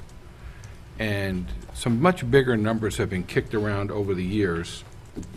But here, here's really where we are. And as Dean said, I would like to discuss if our emergency designation is sufficient, because if we need it in case of a giant earthquake or something, I'm not sure that 2 months is going to be enough. I don't think things are going to get turned around that quickly. So just a general awareness that our unassigned fund balance is 3.2 million, or almost 3.3, but remember that we have an unfunded pension that sits off the books at 2.7, so it uses up the majority of what we have unassigned. And that's it. Thank you. Rich, can I ask you a question? SB 45 OPEB designation, 250,000, was our stat attempt of funding unfunded liability. So Yeah. I think it would be 2.5 then, or the staff now, or is it 2.7 on top of that? Well, you've also got an extra 500,000 in funds that are not used, some set aside for the rehabilitation of Los Alamitos Boulevard, which sat there dormant for several years, and then also the Community Spending Priorities Project, which we've spent, 49 of it tonight, and there's still 300 there. 42, I'm sorry, 42. So there's still a significant amount there, so that's still another $500,000. We'll get that, Gatsby. What is it? Oh, 2.7. Yeah. You may have been at 42, but isn't it really 42 minus what you budgeted? Oh, okay. Am I wrong? You had... No, it's an additional 42. Oh, okay. But it's for 3 years, though. Yeah, okay. So, I mean, if you break it down that way. Yeah, page 44 of the CAFR, I'm using last year because I knew where it was, says we have unfunded liability of 2.695 million. That's. And my only point was when we did two things, I thought, is we decided we would do a pay-as-you-go. There was 3 different ways to handle it, and so we budget for it every year, and we also put 250,000 and designated that within our fund balance, and that's that 250. Right. 250. So I think it's 2.699 minus the 250 is Okay. really the unfunded portion. And at what point would we become whole, I guess is the question? Or is it an ongoing where that amount remains the same even though we're kicking in the 250 per year? Yeah, at the Sand District, we actually want to put ourselves on a payment plan. So on top of what we pay as a pay-as-you-go, and not doing a lump sum, we're paying 120 million off over 20 years. Mm-hmm. So maybe that, Rich, I know that's an issue you're really concerned about. I'm I'm trying to hold back because I want to get into that big time, but that definitely is an area of opportunity. And isn't there a discount, don't you get a percentage off if you pay the full amount or something along those lines? I thought at the Vector they had spoken about that. Not that we're going to, but I know that there's some kind of a... Actually, there was a recent case where San Jose. Tried to get out, and CalPERS basically said, yes, our rosy projections of 7% only apply when we're making the numbers, but when you want to get out, we only grant you 2%. And it's quadrupled their fees. obscenely it's expensive. They can't get out. Basically, is what the bottom line was. So yeah, I know. I wouldn't vote for that The anyways. 2.7 Troy doesn't really include the OPEB number, which is considered in the page before, and that went up almost $100,000 also. Well, that's good that we're going to have a special meeting to address that because there's stuff we need to learn. Yeah.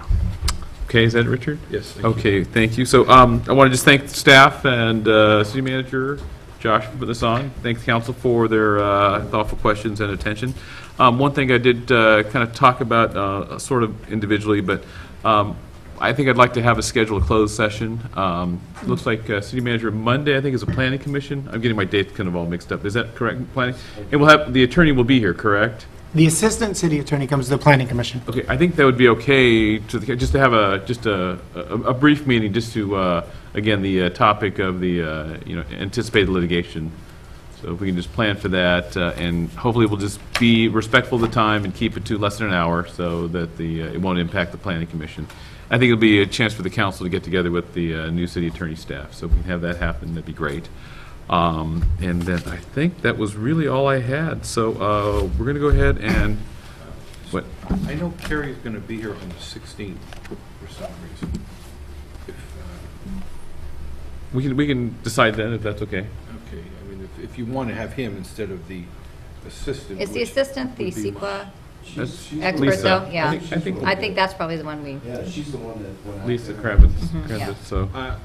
I disagree. I mean, he's in charge, and I think the purpose of the meeting, as I understand it, would be to give him, to be clear that he's moving in the direction we want him to move in. Is that Why not don't what we I ask him to, just ask him to be here? Okay, if you can arrange for that. And if you can't, then let us know. Okay, okay. Will that be okay, Richard? Yeah, yeah, I'm All just right. saying he's here on the 16th. Okay. He's in the area if you want to schedule that way. Either one's fine with me. Okay, Try look, try for Monday? Monday next Yeah. week, I think that might be, And maybe if we met with both of them, if she's going to be here anyway, it just, yeah, that I might think be. it's an important meeting where we're going to try and set policy. You know, I Yep, wouldn't want Carrie not to be here. Okay, I'll call okay, him. okay. He's pretty flexible. Do we call that then as a special meeting for us at 5 o'clock? Well, the planning commission meets at 7, so we perhaps meet at 6. Okay. Okay. And so with that, city manager, any other comments? No, thank Okay. you. Okay, so we'll go ahead and adjourn this meeting. Thank you all. Thank you, staff. Josh, good job. yeah, very good.